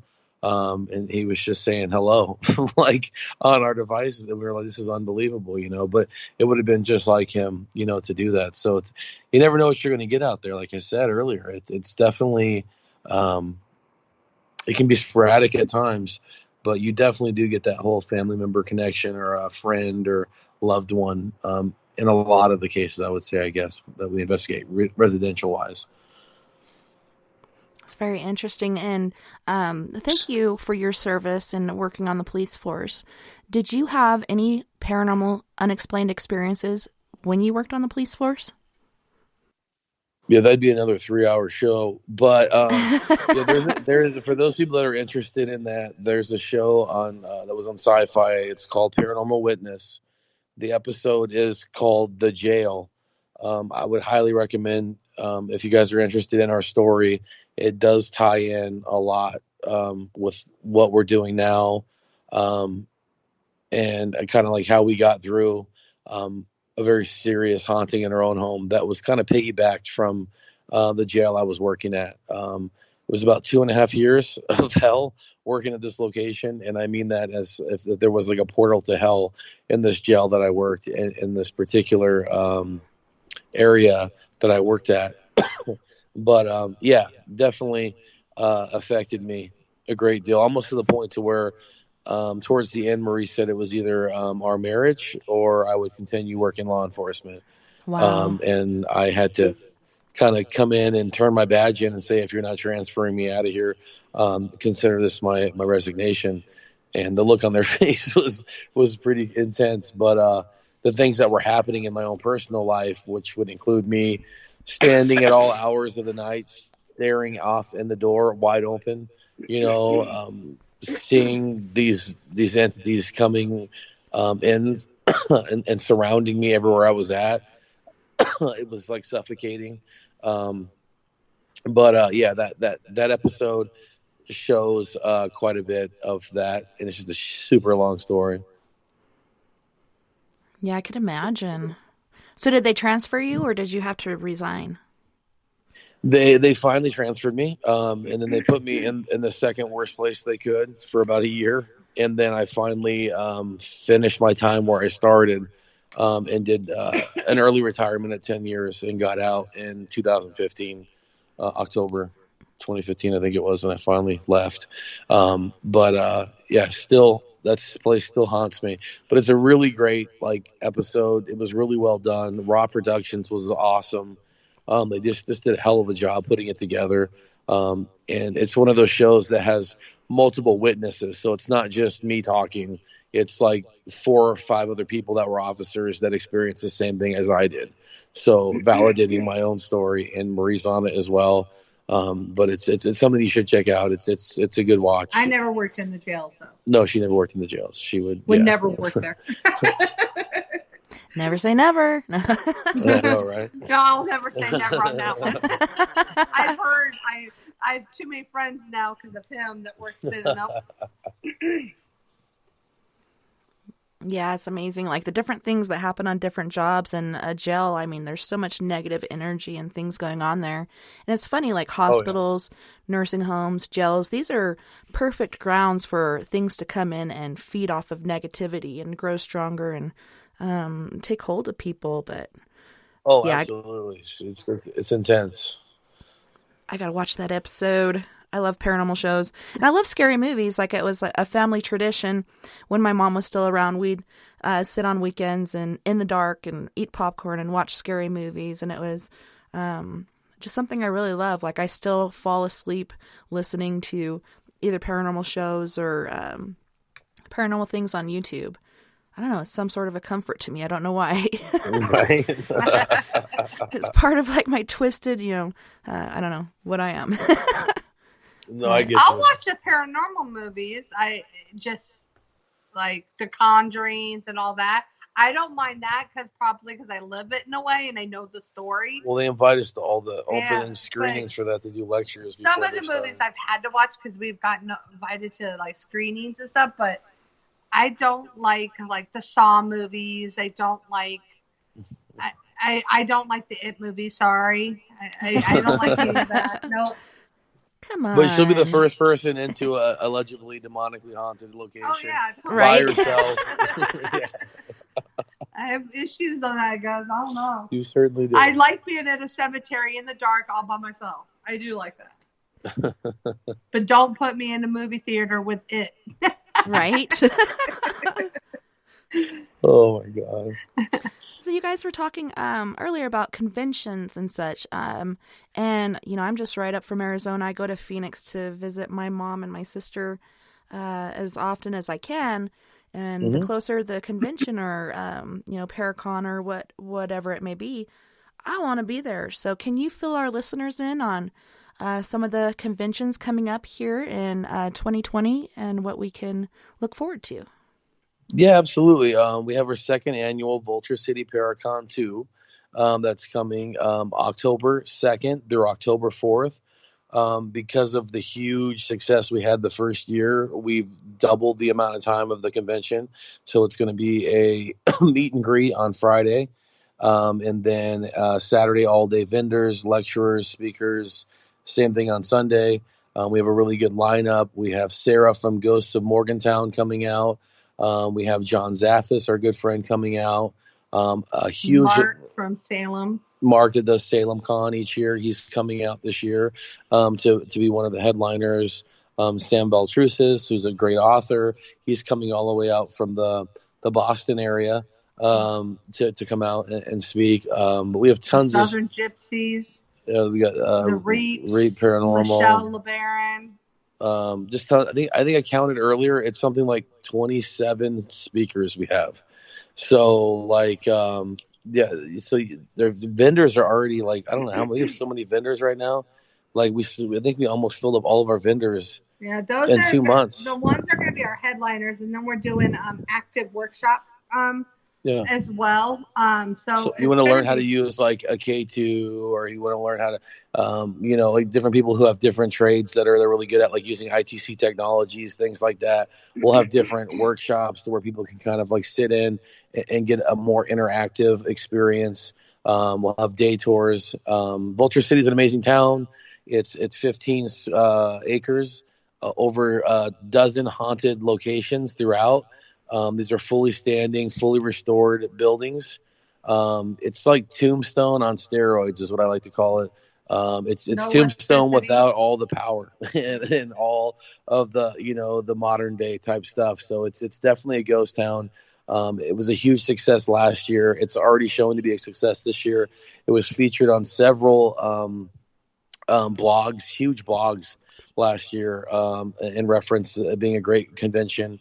And lots of rumors about it being one of the better ones, the west of the Mississippi, which I don't know about that with the first year, but we know a lot of friends that host them out here. So that's the one that's coming up. That's October 2nd through 4th. Before that, we'll be at Plymouth Con in Massachusetts. The weekend before. September 27th. 27th, 28th. The first weekend of May, we'll be out in Virginia City in Nevada for a great event. It's going to be their 10th annual Paracon out there. That one's always great. Then we have a few other conventions throughout the year that I can't think of at the top of my head. And of course, we'll be at Fan Fusion. That's a huge one for us. I still call Phoenix Comic Con. Yeah. But if you're looking for information about upcoming events, go to yatesfamilyhaunting.com. That's yatesfamilyhaunting.com. That will have all of our current stuff up by the first of the year. It should all be up on there. If you're looking at investigations or any inquiries about that, you can go to our team website, which is the cops, COPS, crew, CREW.com. And we're more than happy to answer any emails and any places you might feel that are haunted or need to be investigated. And then, of course, we have been in meetings like crazy for the past couple of weeks with production companies because it's the first of the year and everyone's going paranormal TV crazy like they do every year around this time. So we've been working on you'll definitely see us next year on television and a few projects for sure, and hopefully something really big that we have to share with you, hopefully in a couple months. That's awesome. I'm looking forward to that. And, I've only been to like one UFO conference, but I really love the paranormal and I'd love to check out this conference that you guys have coming up. What does it cost to get into the Vulture City Paracon? The Vulture City Paracon for the whole weekend, to get access to the lecturers, the vendors, the speakers, and all the headliners, it's $35 for the full weekend. So that's Saturday and Sunday. The meet and greet is a separate ticket. You can get a full VIP ticket, which includes a ghost hunt. All that information is up on vulturecityparacon.com. That's vulturecityparacon.com.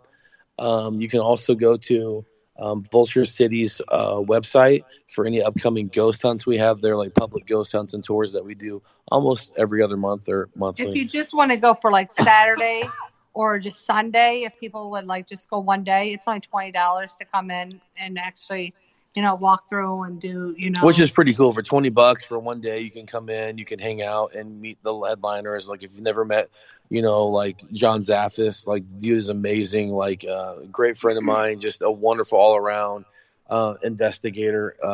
Be a great opportunity to do that. Meet and greet was such a success last year. It's held at the actual ghost town. So the town caters like this tons of food. And it's a fun night to where the town's open and they got a nice bonfire going. There's a nice introduction from all the lineup that year. It was just so well received last year. I just couldn't believe how many people like enjoyed it and wanted it to come back. So for a first year con, it was definitely successful. and it's almost doubled in size for the second year. So we'd love to see you there. And again, all that's at vulturecityparacon.com. Well, thanks so much for sharing that with us. And you guys make sure you check out their website and the different links that they shared with you. Definitely try to go out to that Paracon. I'm going to try. I definitely want to check it out. And meet all your friends and meet you guys. But thank you, Absolutely. Marie and Jay, so much for being on the show and hanging out with us tonight. It's been a pleasure. Oh, it was a pleasure of ours. And thank you for having us. Thank you for having us. You have a great day and a wonderful new year. You guys as well. And I hope 2020 is very kind to you. Thank you. Likewise.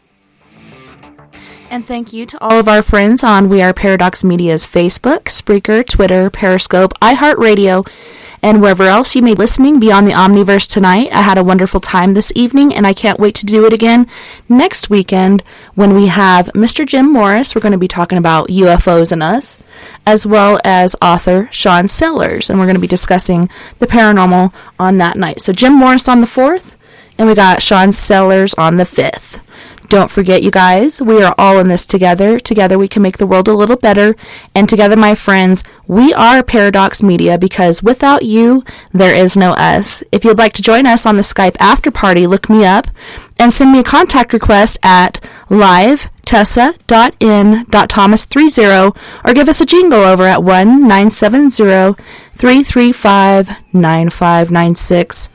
Until next weekend, nighty night, love and light to all my listeners and friends out there. Have a wonderful rest of your weekend. Don't work too hard this week, and I will see you back here same time, same place. You guys take care of my yous.